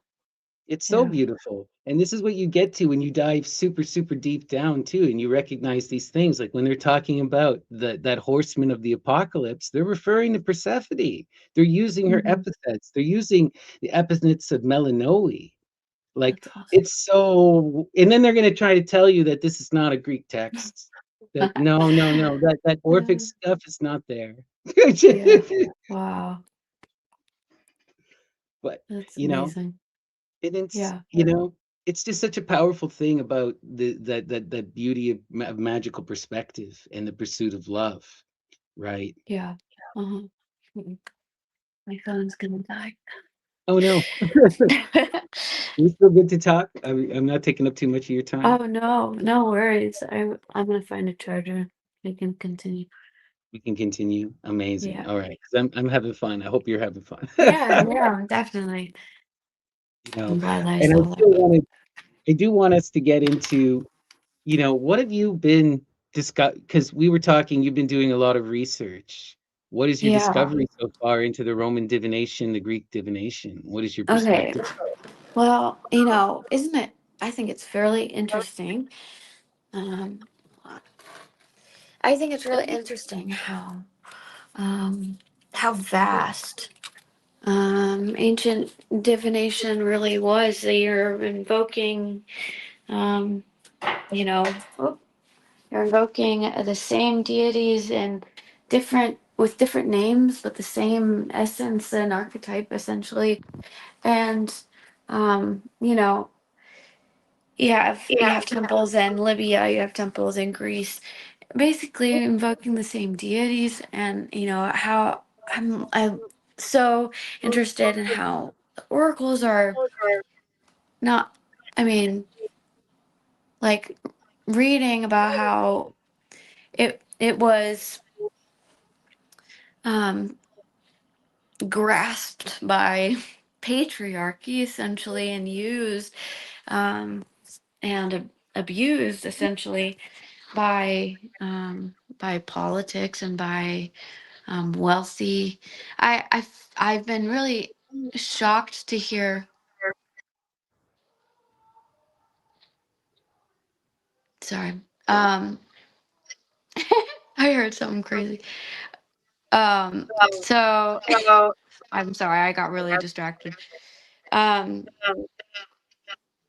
I don't know. I've been really learning about how the oracles and the priestesses sometimes did not like the positions, um, by of like being in the temples, and some of them preferred being out in the caves because they weren't treated as nice, or they were forced to do things that they didn't really want to do. And so I've been like just learning, I guess, and curious about just different stories or different people's points of view, and trying to find text and read them. And I've been more focused obviously on biblical stuff, but the oracles and how I can learn and develop my own, continue develop my own practice based on reviving that has been fun. So I also did like a live stream the other day uh on my own page, just basically I was blindfolding myself and just speaking anything that came to my mind, and any images that I would see, any messages that came through or whatever, just like completely intuitive and funny, and just playing around with trying to again harness an image and take hold of the words that are right there and front, as close as your breath, as close as I don't know, I think that there's just another layer that is right before our eyes that we can reach into. And so I mean, how can I learn and grow my like knowledge of what the oracles were tapping into? I mean, obviously using substances, but what were their practices? Who are they invoking? What were these spells? And I don't know, just like being curious and trying to wander, and also inventing my own methods Yeah, that works. It's just been it's been so fun, wild, eh? Yeah. I looked deep into some of this history, and I was really interested. That idea of the Sibyl is just such a wild one. Yeah. And, when you look into this, it gets even more ridiculous. So, what is the Sybil back? Have you heard this, right? What's the Sybil backwards? Libis, Libis. right? This is the name, the ancient name for Libya. The Yes. Sybil is the goddess of Libya. This is Medea, where Yeah. it all goes back to that Median tradition. And Ammon, Amun. Where is the cult of Mhm. Amun found? In Libis, Yeah. Libya. It all goes back to Libya. Again, where's the cult of Neith, which is the earliest iteration of Artemis? It's from Libya. And it gets even weirder and wilder, you know. So like I was on this quest for a long, long time to find the secret name of Rome, right? And I wound up finding it. And this was like just a huge, huge thing for me. But part of that finding of the quest of finding the name of Rome was going through all of the origin stories, going Yeah. through all the origin stories. And this is where things get freaky because the origin of Rome corresponds to the changing of the Delphic Oracle. So, what do I mean? They Yeah. don't come out and tell you this, but if you start putting all of the bits together, it all lines up. So, in the story, Apollo comes and he slays the python and Mhm. displaces the goddess of justice, Themis. Yeah. And what happens in the story is Themis just disappears and is not heard from. And Phoebus is now the leader. He takes the power from his grandmother, the oracle of divination, the god, the titan of divination, Phoebe, and he becomes Phoebus. And the muses take up shop with him. What happens to Themis? Well, we find her in the Roman tradition, and it gets wild and weird. So, in the Roman tradition, right, where Rome is the earliest foundation story for Rome comes out of the story of Themis. So, what ends up happening is Themis has a son with Hermes. This is wild stuff because we always see Tacita has a child with Hermes. She gives birth to the Lares. There's Mhm. always this Hecate Hermes duality here. Yeah. So she has a child with Hermes. She's a magical nymph and the goddess of divination. And she has this son, Evander. Evander, she tries to make him the king. It doesn't work, and they're forced to flee. So Mhm. they run away as refugees from Arcadia, and they wind up at Rome at the Palatine Hill, Yeah. and they're given gifts by this king Faunus, and they're allowed to set up their shop there, and they build a city on the Palatine Hill called the Palladium, and they set up the cult to Pan, and they set up Mhm. the cult to the great to justice, to Yeah. Themis, you Mhm. know, and this is the foundation of Rome. So that Yeah. oracle, and they call her Carmentis, and she becomes the leader of the Roman Muses, which are the Carmeni, you Wow. know. And then later on, you get where it gets even weirder to connect it back to Libya. Is Mhm. look at that god. Ammon talked about this. He blew my. I don't know how I missed this, but go back and watch his Muse episode that he did like a Mhm. couple weeks back. Okay. Okay, you Yeah. know, so one of my favorite books that he ever told me to read was The Life of Numa by Plutarch, Mm. in studying Numa, who is like the atypical king of Rome. He's the best king. He's the one who started the whole magic of the religion, and he gets Mhm. the first Sibylline books. So he's the one Yeah. who first has the Sibylline books. And how does he get them? He gets them through this goddess Themis. She Mm. appears to him as a Gyria, the spirit of this river Oh that's yeah. Oh in this yeah. magical Yeah. grove, right? Mhm. Yeah. And he hears the books and he writes them down. And these are the foundation for Roman religion. And these are what everyone uses as an oracle, these three books. But look at this. Flip the name Numa. Mhm. What is it backwards? Amen. Right? It's the same story. It's the same Mhm. story. It's Yeah. again, we're seeing this foundation of the goddess of justice and Yeah. the god Ammon, the one who hears the muse, starting the city. Yeah. Happens in Libya, it happens in Greece, it happens in Rome. So cool. Wow. Right? Right? Magical. You know, but Yeah. there are multiple Sibylline books, and those books get destroyed, unfortunately. And then we Yeah. have the other version. Have you heard the other version of the Sibylline books where the mysterious woman just shows up with 9 books and no one knows any of her history? It's I to the Emperor haven't. Suetonius, I believe. Um, Mm, but it's I'm talked sure. about, I'm trying to remember which book. I'm pretty sure it was, yeah, I'm pretty sure it's the Divine Institutes by Lactantius, where he talks Mm, about the story. If anyone wants to go check it out. But the story is that this woman shows up with 9 magic books, and she says that she's the Sibyl. She's the Cumaean Sibyl. She's got these books, yeah. okay, and I'm going to sell them to you for this exorbitant amount of money, like a total fortune. And the king Yeah. says no. So she takes 3 of the books and she sets them on fire. And he freaks the Mhm. hell out and goes, "What the hell?" And she says again, "I got these 6 books, same amount of money. Do you want them?" And he goes, "No." So then she sets on the next 3 on fire and says, "I'm telling you again, these books will tell you the whole nature of reality. Do you want them? Same amount of money." And he finally caves and he buys the last 3. Wow. And this became the foundation for the Sibylline books until they were eventually they were destroyed in a fire in Yeah. the 40s.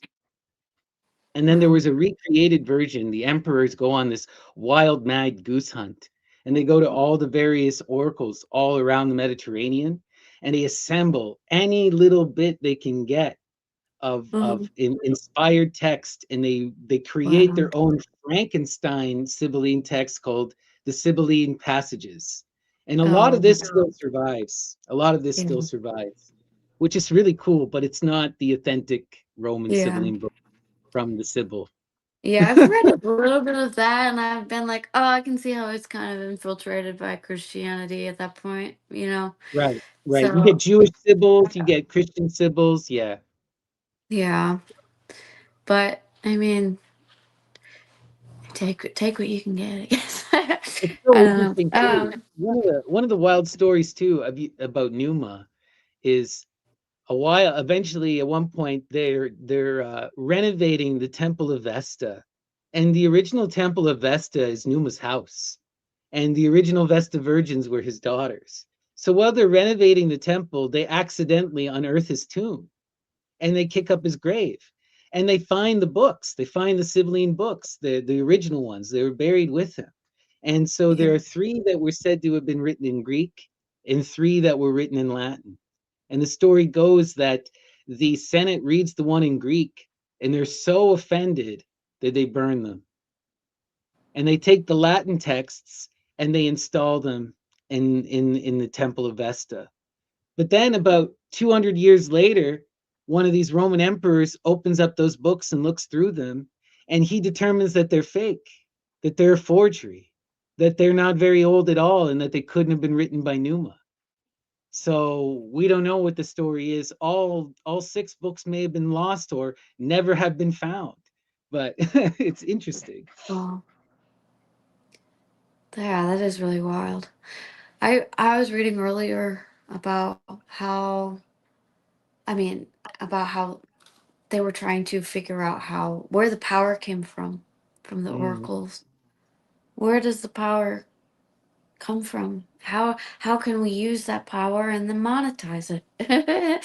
Or create it as or control it. And there's the part of the feminine that gets lost where it just, I feel like it is something that for a long time people were like, well, why did the oracles stop? And that's always been, I mean, since the creation of Christianity, been a question that people have written about, talked about even now, like how can we revive the oracles? How can we like do what they were doing? And I think, well, for one, that the temple of Apollo was once of Gaia, yeah, and and you Themis, know, right? we have this, And we can't forget that the Greeks themselves have this patriarchal destruct, like we're reading the Greek texts and they're showing us a reflection of an earlier matriarchal cult that they had mhm, displaced and replaced and laid yeah, themselves over top, you know? yeah. And I read something that was really interesting. It was that, well, Apollo became essentially the god, like a ruler of trance, of oracular power, essentially. And because of it being shut up, I think that he said that nobody was worthy. Maybe Apollo thinks nobody is worthy because everyone in the world is full of evil, or not evil enough, I think was how it was worded, to be deserving to be in the temple doing what the oracles did. And I thought that was interesting. I wonder if it was uh written by somebody with a Christian mindset. But Yeah. I mean, but it's an though interesting question though that I wanted to talk about because Mhm. we have an honest answer. You know, a Okay. lot of people did write about why did the Oracle stop, but we Mhm. have a very specific reason why they stopped, and that was extreme persecution Yeah. over about a 200-year period. Like they talk Exactly. about, like even before the Christians fully took on, you know, Mhm. in the last 100 years at Delphi, they didn't have a virgin at Delphi anymore because they couldn't maintain a guard. And so they would have an older woman because the young girls kept getting abducted and abused and stolen by Yeah. pirates. So then they had an old woman. Sounds about And right. so that lasted as an old woman for 100 years before the Christians finally destroyed it. So we got like, it took hundreds Wow. of years for this to get destroyed, but it got Yeah. destroyed because of persecution. And we have to have an honest conversation about that, you know? Yeah. For sure. Like they chopped And off the heads of the goddesses, chopped them yeah, off, the spit on them, faces, burned them down, and even you know? inscribing a cross into it. Um, and maybe that's also why they preferred isolation for the sake of safety, being in caves. Where are they gonna find me? You have to travel up a mountain and find her in this cave where she's like, I see these mm, psychic, you know, I see the Sibyls as or these oracles as the ultimate psychonauts. They're going into the cave because it's all about set and setting, and they're entering into a sensory deprivation tank that is also the womb of the Great Mother. And when you hmm look at these, like I was just doing a talk with my dear friend Leslie and my dear friend Shay, and we're oh talking about a yeah, tower witchcraft. And they were showing these oracle pools where these people were doing divination. And it's literally a giant carved womb that would be filled with tens of thousands of candles. And then you're sitting in the middle of this pool where there's a giant skylight shining down on you. Like it's awesome. Take me there, God. Yeah, exactly. This is an that's awesome, great. awesome setting. And then it's like, you know, there's a lot of debate about the sulfuric stuff, but it appears with two different sources, okay? So it appears in both the Greek and the Roman. We have the Tiburtine Sibyl, who is connected to Pan and hmm is said to be the oracle comes through these sulfuric vapors from the earth. Oh yeah, And I've then read, the I've read Delphi, that. there are these sulfuric vapors. Now, that's not to say they aren't, they're clearly doing more than that because no one Yeah. has been able to recreate the hmm possessions with just sulfur. But there's something about this earth magic too. There's something hmm about this kind of set and setting is so important, you know? Yeah. hmm And there's a reason why the two of the most important oracles are doing it. They're connected to these Yeah. sulfur fuels. I don't know. Um, it's Definitely. interesting to speculate on. Yeah. I read that the oracles, they would awaken and activate the answers in the other person, um, rather than just telling them their answer. They would kind of give clues in a way for you to figure out your answer for yourself. So I think that's something that maybe capitalism also has stolen, is our ability to figure out our own puzzles our own mysteries. Right.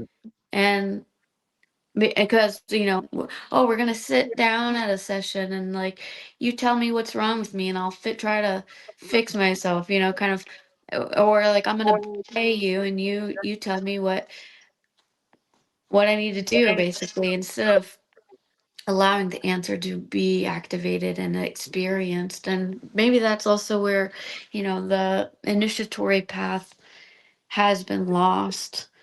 The sacredness, the reverence, it is creating the space and the moment of heightening senses of beauty, of even terror. That's where imagery comes into place, because you're feeding your senses all in all sorts of forms and inducing these images that would be activated in your psyche, essentially, that would bring you the answer, I think. So Right. I don't know. I think it's really cool, Absolutely. to try to bring that back in a more modern sense, or have like, that's where bringing a temple would be cool. Absolutely. We need to bring all of these back and recreate it in the now with our own newer methods In a that are safe developed in way, our own, in yeah, a in a safe, safe, healthy way. moral, And healthy way. Yeah. right, right. We can refine this kind of stuff. It's all about refinement, right? That's Mhm. the cycle, you know? Um, and yeah, I think also like a lot when we look at it specifically, there's many traditions of divination and oracular power, but the ones that are connected to Apollo are violent and are nasty. Like Mhm. the other thing is that no woman wanted to be one of these Yeah. oracles, So right? Like on one hand, you're that's awesome celebrated that you and you're mentioned that. empowered, but on the other hand, you're possessed by the divine Apollo, and like they describe it as a rape. They describe it Yeah. as a violent assault. I mean, the You know? uh the text that I was talking about to you earlier, which was Pharsalia, Right, Luke. right. Lucan. There's a part where it describes um this priestess's experience. It was like her first time, and she was pretending that she was possessed by the god. And the And the emperor gets person mad. I've received, heard this tale. Yeah. yeah, so she's I caught my eye, because it goes to where she's pretending and then she gets yelled at by the person that's supposed to be receiving her oracle, and he freaks out on her, essentially. And then so she goes over the tripod and then becomes full of perfumes and goes into this mania state, this ecstatic state. But it was more fearful because it says that she didn't have this experience before, and she goes running around and kicking over stuff and full of wrath, and basically she's overwhelmed by, it seems to describe a space-time collapse where she sees everything and all. And the words that she says, then it goes on to describe how Apollo closes her throat, and and then she just continues to just like speak all this prophecy, and it says that she goes through this whole frenzy. And man, it's like,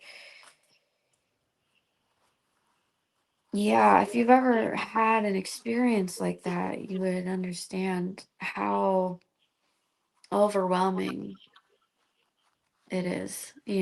I've had a Right. couple experiences like that where you just, yeah, of complete mania and ecstasy and loss of self, and becoming like, I wouldn't say possessed, but but like overwhelmed with the knowledge of of all that exists, and it kind of that opening. I've seen that. I've seen it through people having extreme visions and then freaking out. I've seen people literally, I mean, having the most insane experiences, specifically in the church, where these things are happening and kind of normalized. But like, oh man, to be possessed by Apollo and then have that energy taken over through by force is, it's interesting because it's also like she's in it as a part of a lineage, it's describing her emotions, like that's taking into consideration how she's feeling, which I like the vulnerability of that passage. And I think it's true, like the oracles didn't want to do it once it was taken over by politics and the need to control. So how can that be There's something about revived? like, But how can there be boundaries set? You know. right, right. Well, it's so, I mean, I can only speak from personal experience, and like ecstatic trance is a huge part of my art, my practice. I'm a body percussionist, a dancer, and where I had my first real intimate experiences with the divine was pushing myself into those realms where, musicians are sports people call it the flow. But Yeah. eventually, what you do, like, once you get into real intense musical performance, and I'm talking like Hmm. serious group performance, Yeah. where you're Hmm. throwing yourself, I'm not performing anymore. I'm Yeah. totally possessed. And it Slowing. is a violent act. And I destroy myself, right? I'm Hmm. left like I wrecked my body. There's no way I could do this physically. I don't believe that I'm doing it. And it's Hmm. it's it's a total loss of self. And Yeah. this is what I mean. It's like you have to, in my experience, you have to surrender. You have to accept Yeah. fear. Yeah. And you have to Hmm. literally allow yourself to be overcome. And so Hmm. many people are just unwilling because it literally feels like a death and it doesn't get Yeah. easier. You know, Mm-mm. Yeah. often That's. like why I feel the that very intensely. Yeah. why the meditation and the trance is needed is because like otherwise I can't push myself to that point of surrender. You know, it's because it's like Yeah. every time it's difficult. You gotta make your ego give up. It's very Hmm. similar. I had like similar experiences in the dream. Once I Oh, started yeah. getting into lucid dreaming, I started trying to bend the walls of the dream. Eventually you go, okay, I gotta get the fuck out of here. How Mm-hmm. far can I go? How low can I go? Can I go into the infinite point? Can I go into the ultimate expanse? Can I go Yeah. into the nothing? Right? And I Mm-hmm. had to try it all. But every time you start to push anytime I'd start to push the boundary, the dream would try to reset me and claim me. And eventually I Yeah. had to shatter that whole reality, you know, Mhm. Yeah. to go. But then you run the risk of almost losing yourself, you know? Yeah. Uh-huh. But that's where I'm getting into um like time traveling almost, through visualizing the past and the future and just traveling there in the dream state.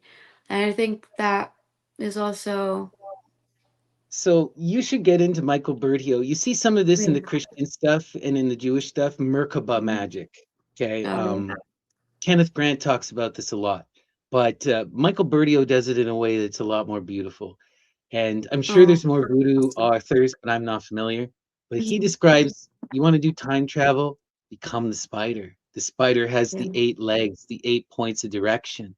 When you embody the spider, now you can see the threads of fate and you can walk between worlds.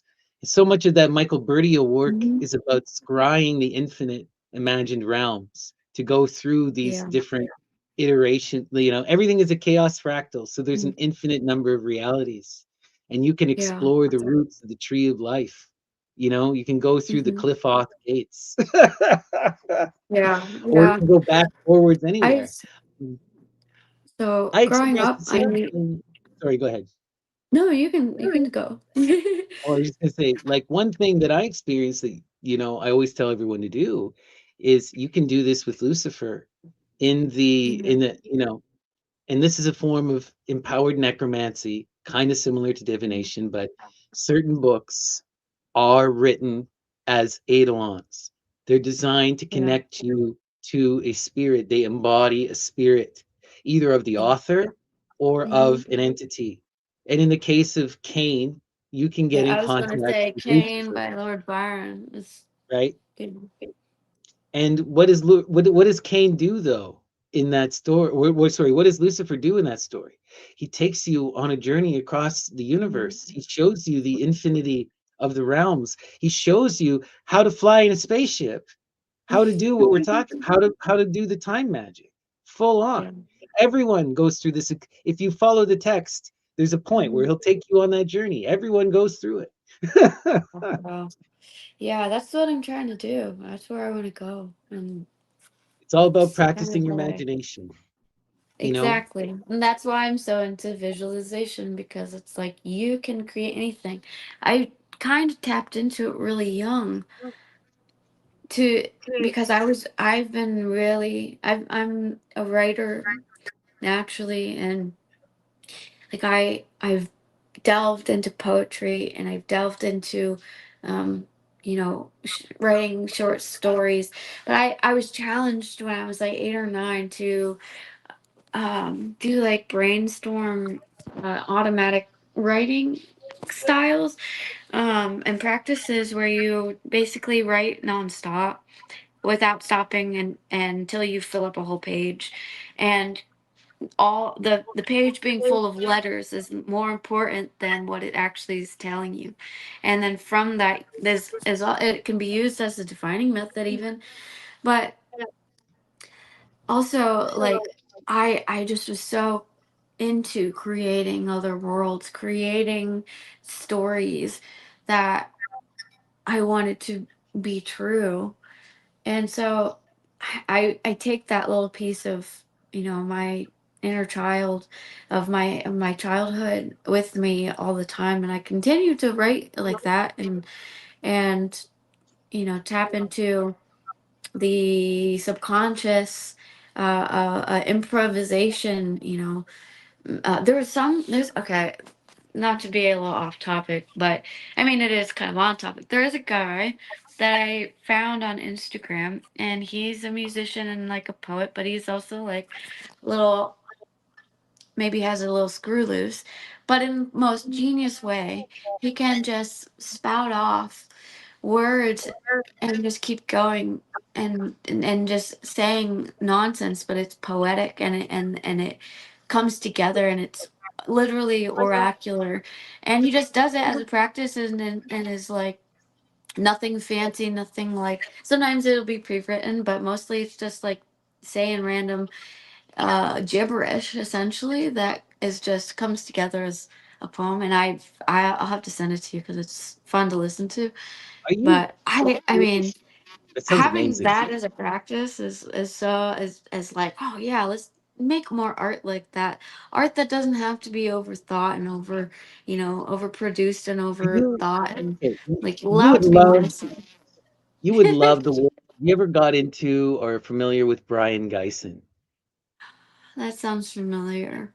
So they're really famous, one of these beat poets and one of the most important magicians. They're more famous as an inspiration. They were one of the teachers for Genesis P. Orich, who started Oh the yeah, Temple of yeah, Psychic Youth, yeah. and they're credited with the invention of the cut up.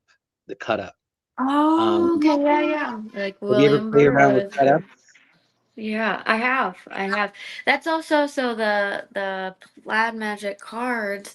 There's a deck type that are called the cut ups after that. So one thing that you can do is use them like that.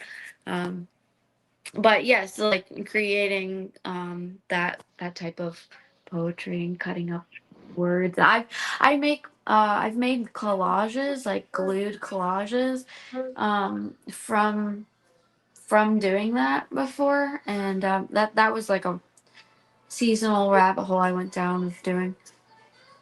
That's so powerful because you can get so much wild stuff that way, and it's interesting. And Yeah. I was relating so hard too to what you were saying, with that kind of improvised storytelling, because that is essentially what I do with the tarot.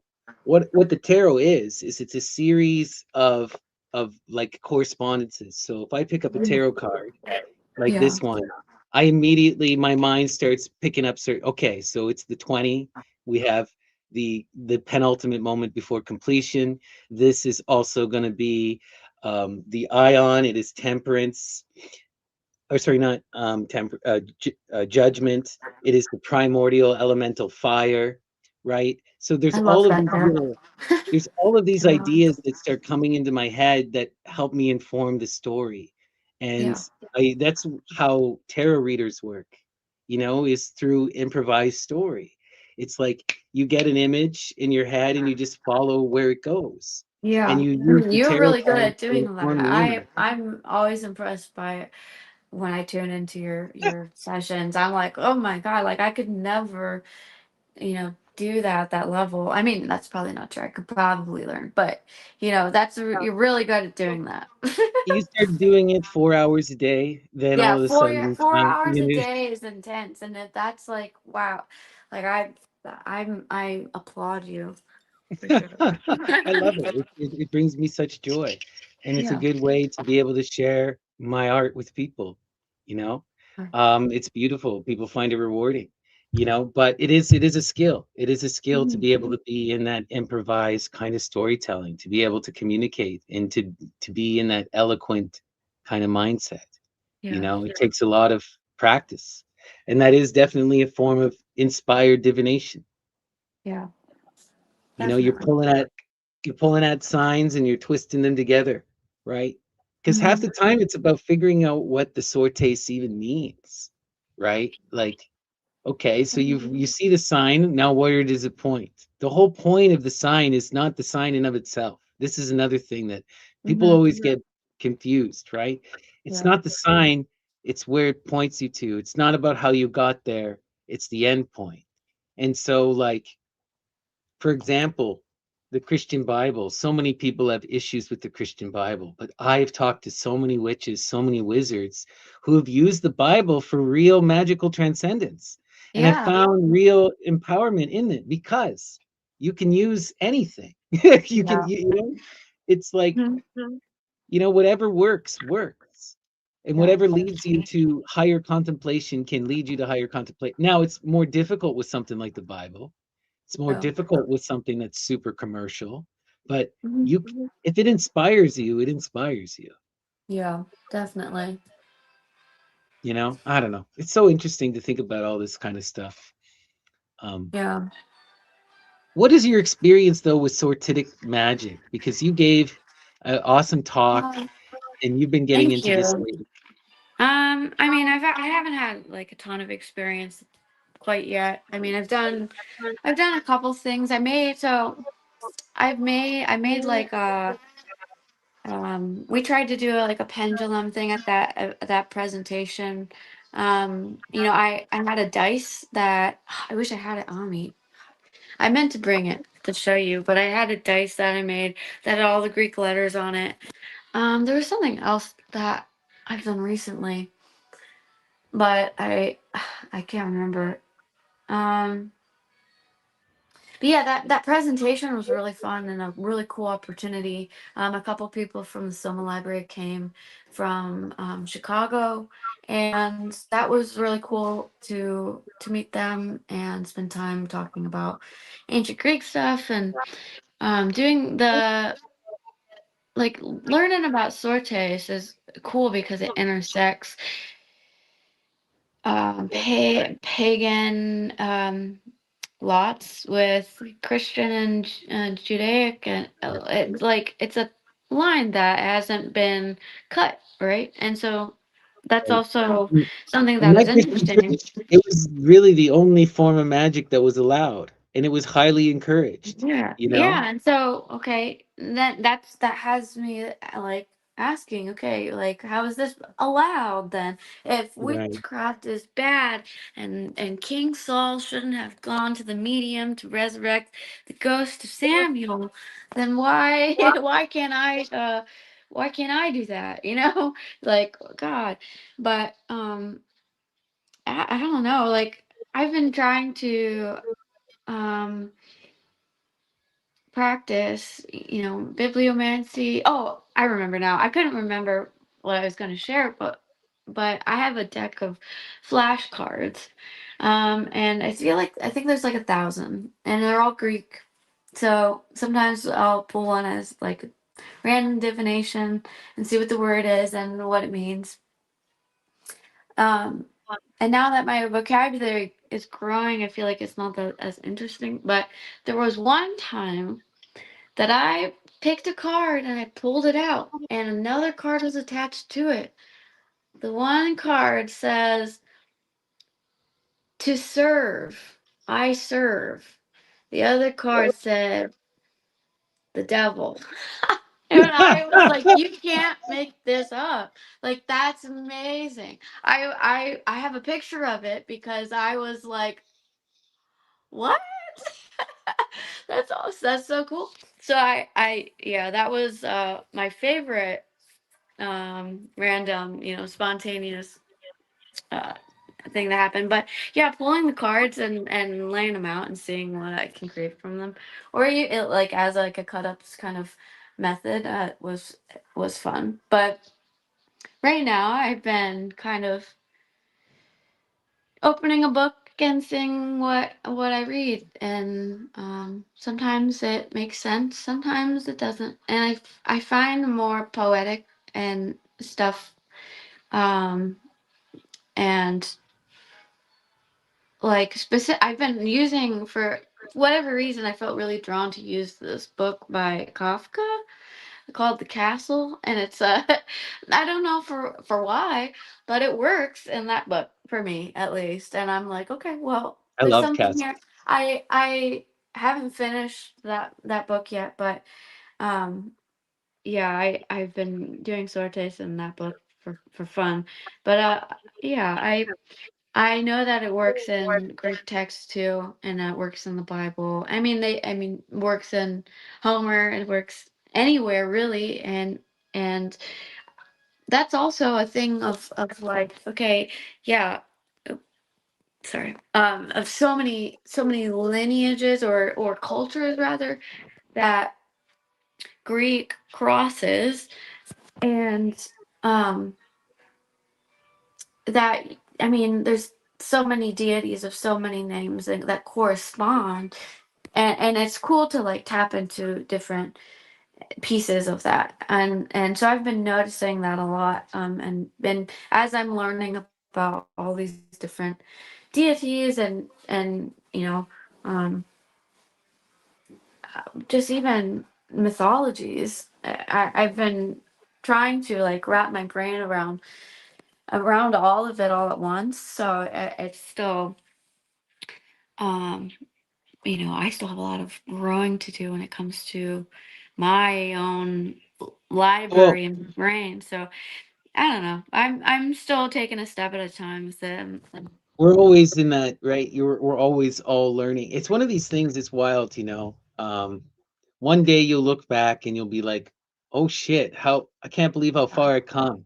And it doesn't even feel like you've gone anywhere. But yet you Yeah. have all this wisdom.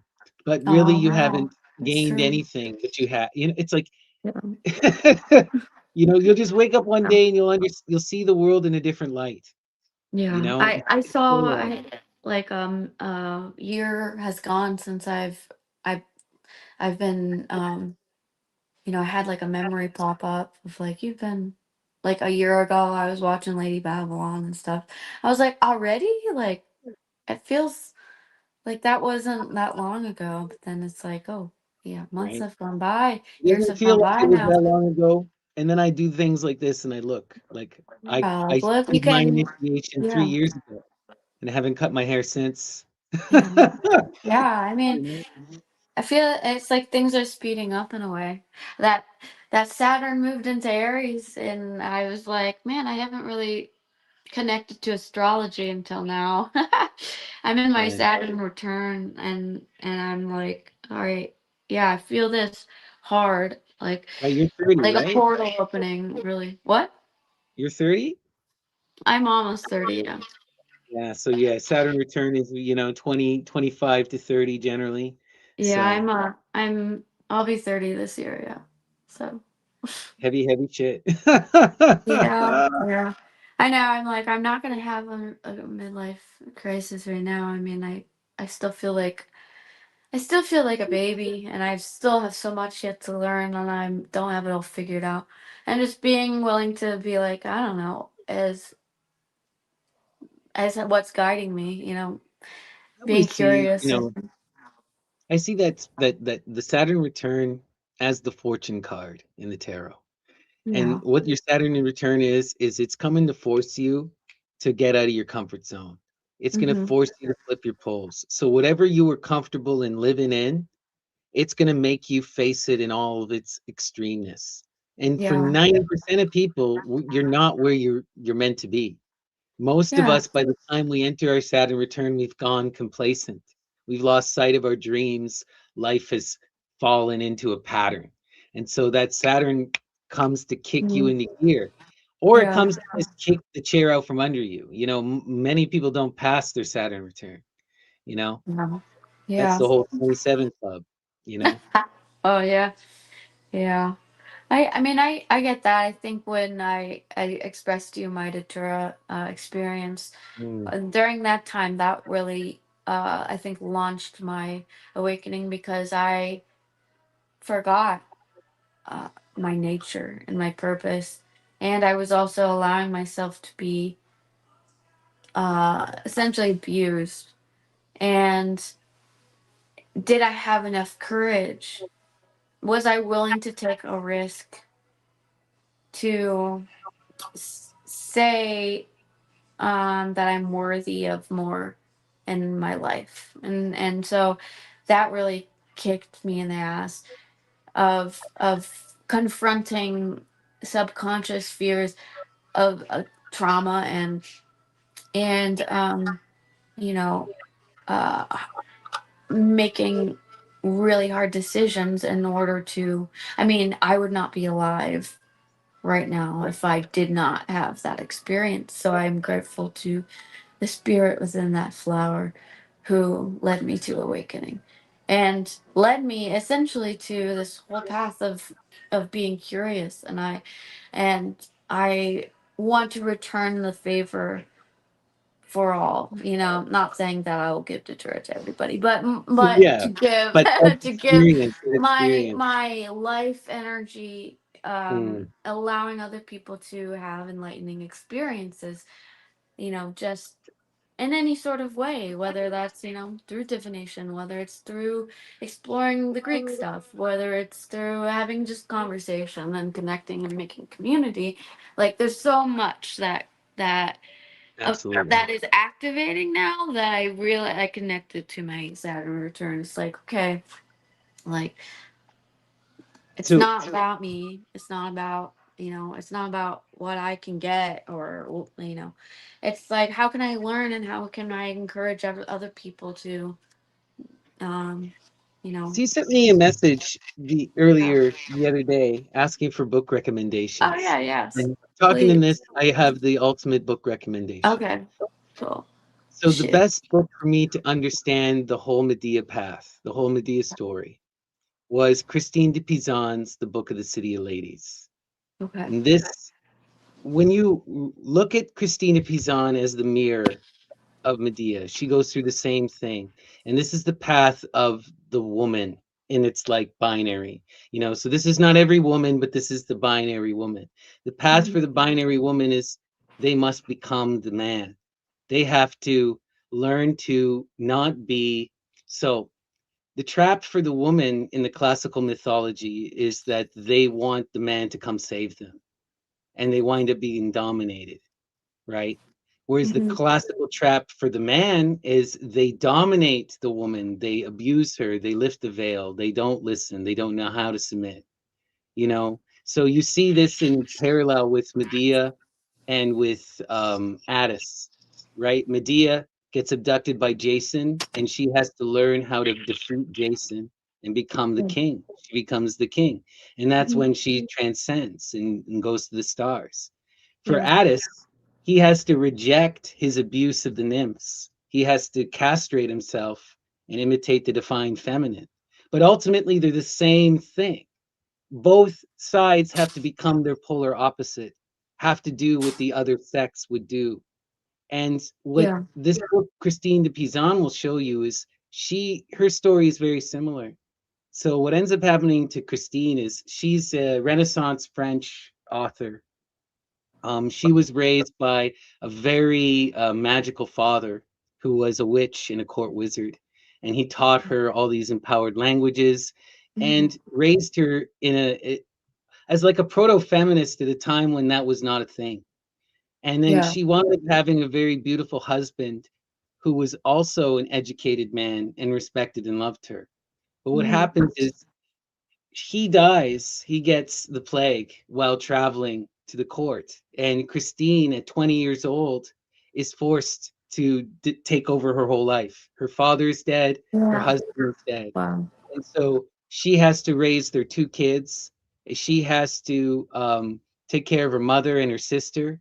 And she winds up having to go to court because no one will respect her. And they all try to take her inheritance from her father and her husband.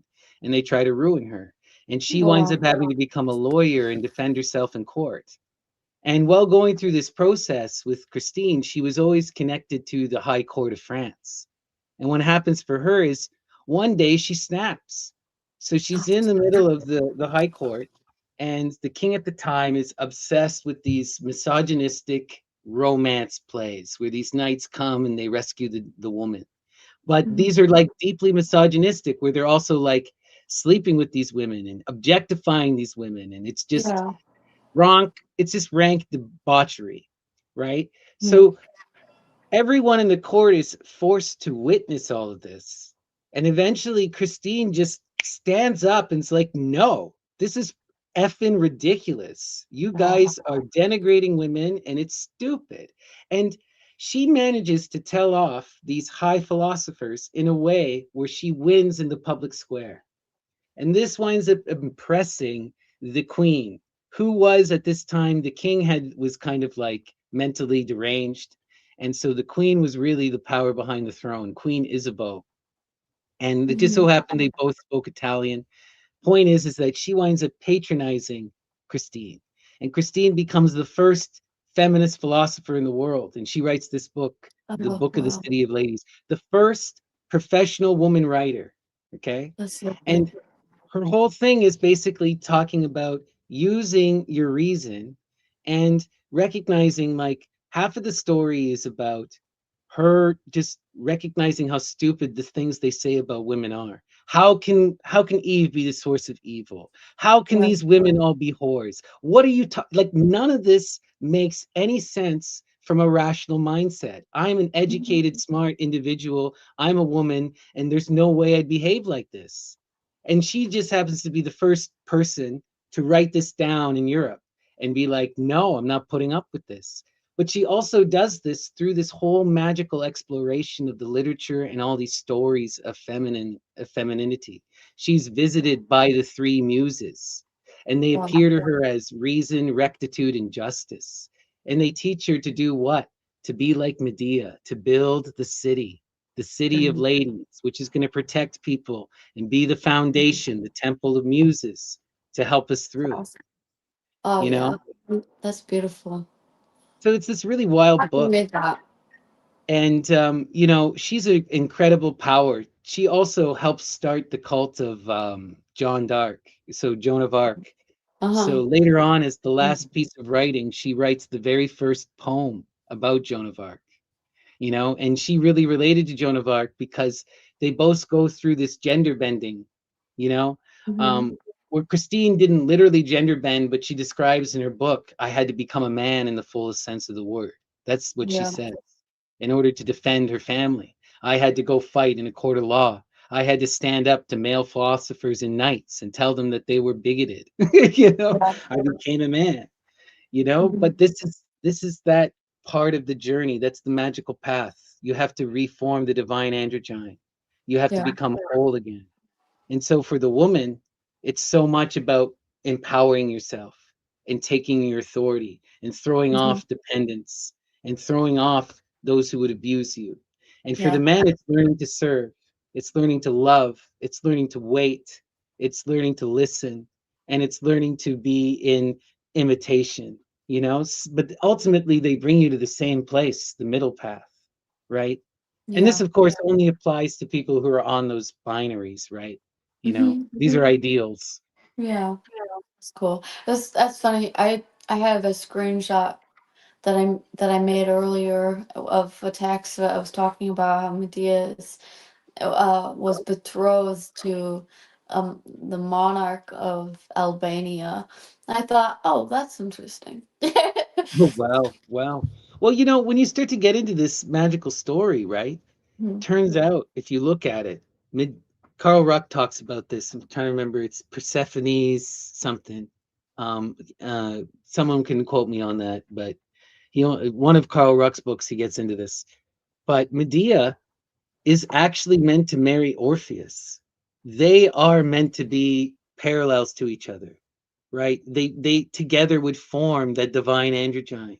They would form this perfected holistic whole. But Jason gets in the way and curses her, and he Mhm. prevents their union. He prevents their connection, and so that is never happens. And so, you know, we have all of this breaking of the two paths. You have the feminine Mhm. going one way and the masculine going the other way, and that Yeah. orphic path becomes corrupted, and the path of Medea becomes lost, right? Mhm. That's the result. But it gets severed with this violent act, right? Yeah. Anyway, it's Perfect. wild. But So okay, we should cool. probably start to wind down here. We're coming Mhm. up 2 hours and 40 minutes. It's I been a want to say long. thank you for having me on again and being willing to just talk about whatever. And yeah, it's been so fun. It's been fun to connect with you and with your wife, and it's just it's very synchronous. Yeah, Right, it's kismet. synchronistic. Kismet. You Mm-hmm. know, it's kismet. That's exactly. You were a sign in my life, you know? Oh, And so part of the reason why I had to talk to you, I was like, okay, I know that there's a good connection here. You were brought into my life for a reason. There's things to be learned. Got to yeah, explore it, you know? definitely. And it's Yeah. beautiful. So I really appreciate you taking the time to share your perspective with me. And is there anything you want to leave our audience with, or anything you want to promote? Any final words on divination? Oh, just to tap into perhaps creative energy and that you can use anything your life is your game, your board game, and you are equipped with tools anywhere and everywhere that are before you to impact your reality and mold it into what will be the future and affect the past. And so that's my unsolicited advice, I guess. Yeah. I solicited. I wanted it. That was beautiful Okay. advice. Thank you. I really appreciated that. You know, no, but that's the perfect advice, right? You got to reclaim your perspective. You got to tell Mm-hmm. your story. The You Magus got is the one who shares their beauty with the birds. yeah. Yeah. Right? Mm-hmm. Well, All right. thank Well, you everyone so go much. check out at Temple of the Muses. You don't have anything coming up that you want to share? Any new Well, projects? I know you're busy lately. I am busy doing special projects.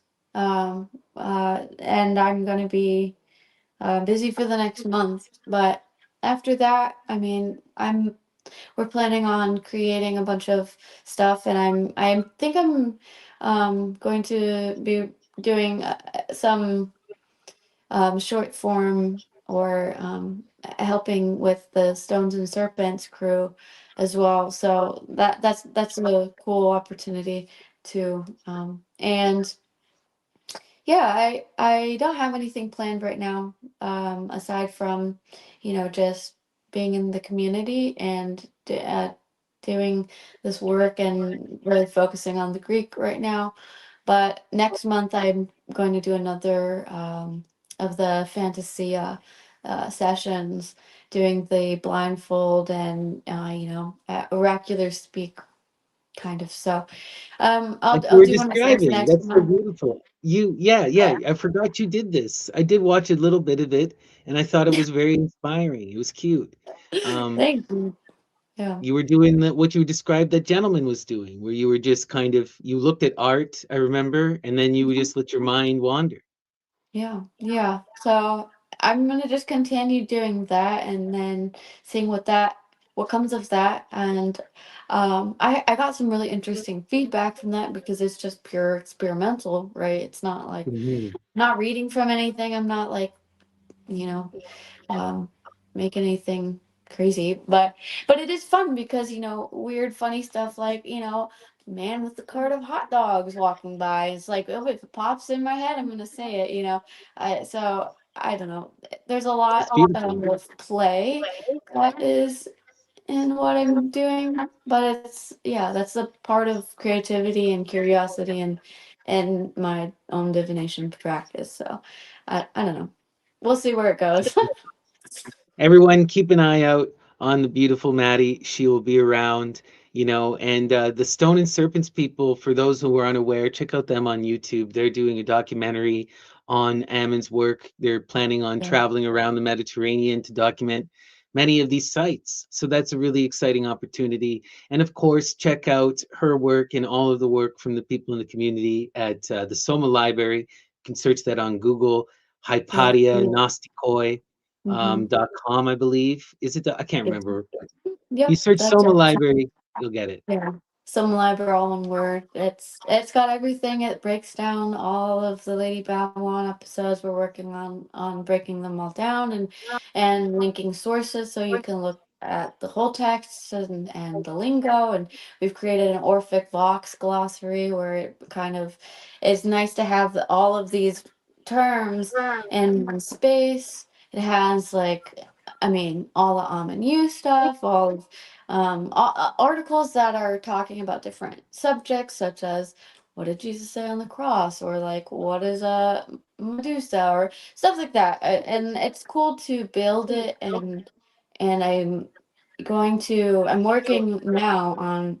Well, obviously, I'm taking a break for the next month, but I'm working on consolidating the selection of the Sibyl, transcribing them until they're completely cleaned up and in a format that can be all collected. So when you go through that satanic initiation, you can see it all and you can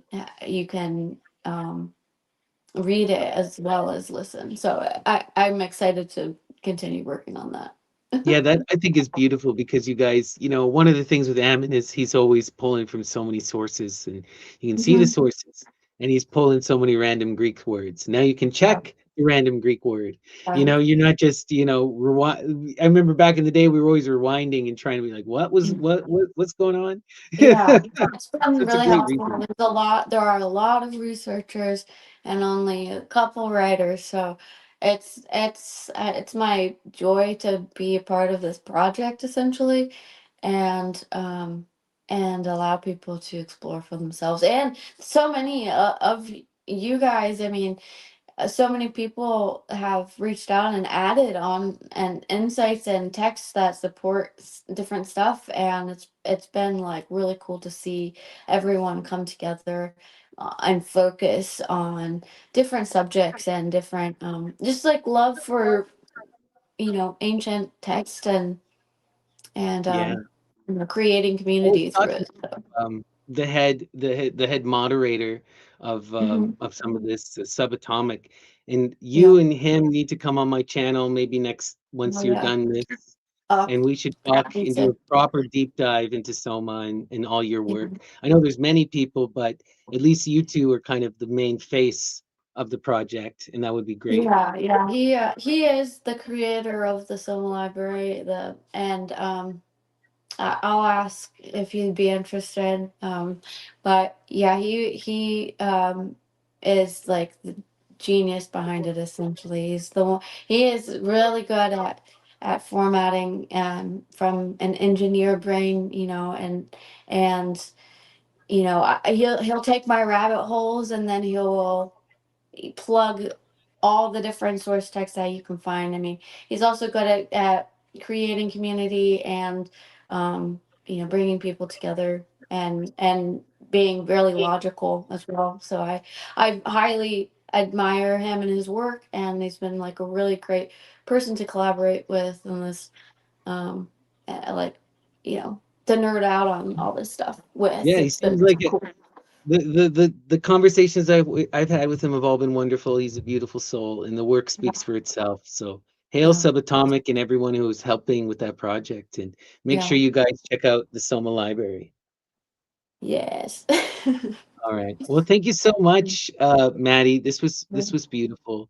Yeah, thank you so So much. let's say goodbye and have a beautiful night. You as All well. right. Much love, everyone. Take care.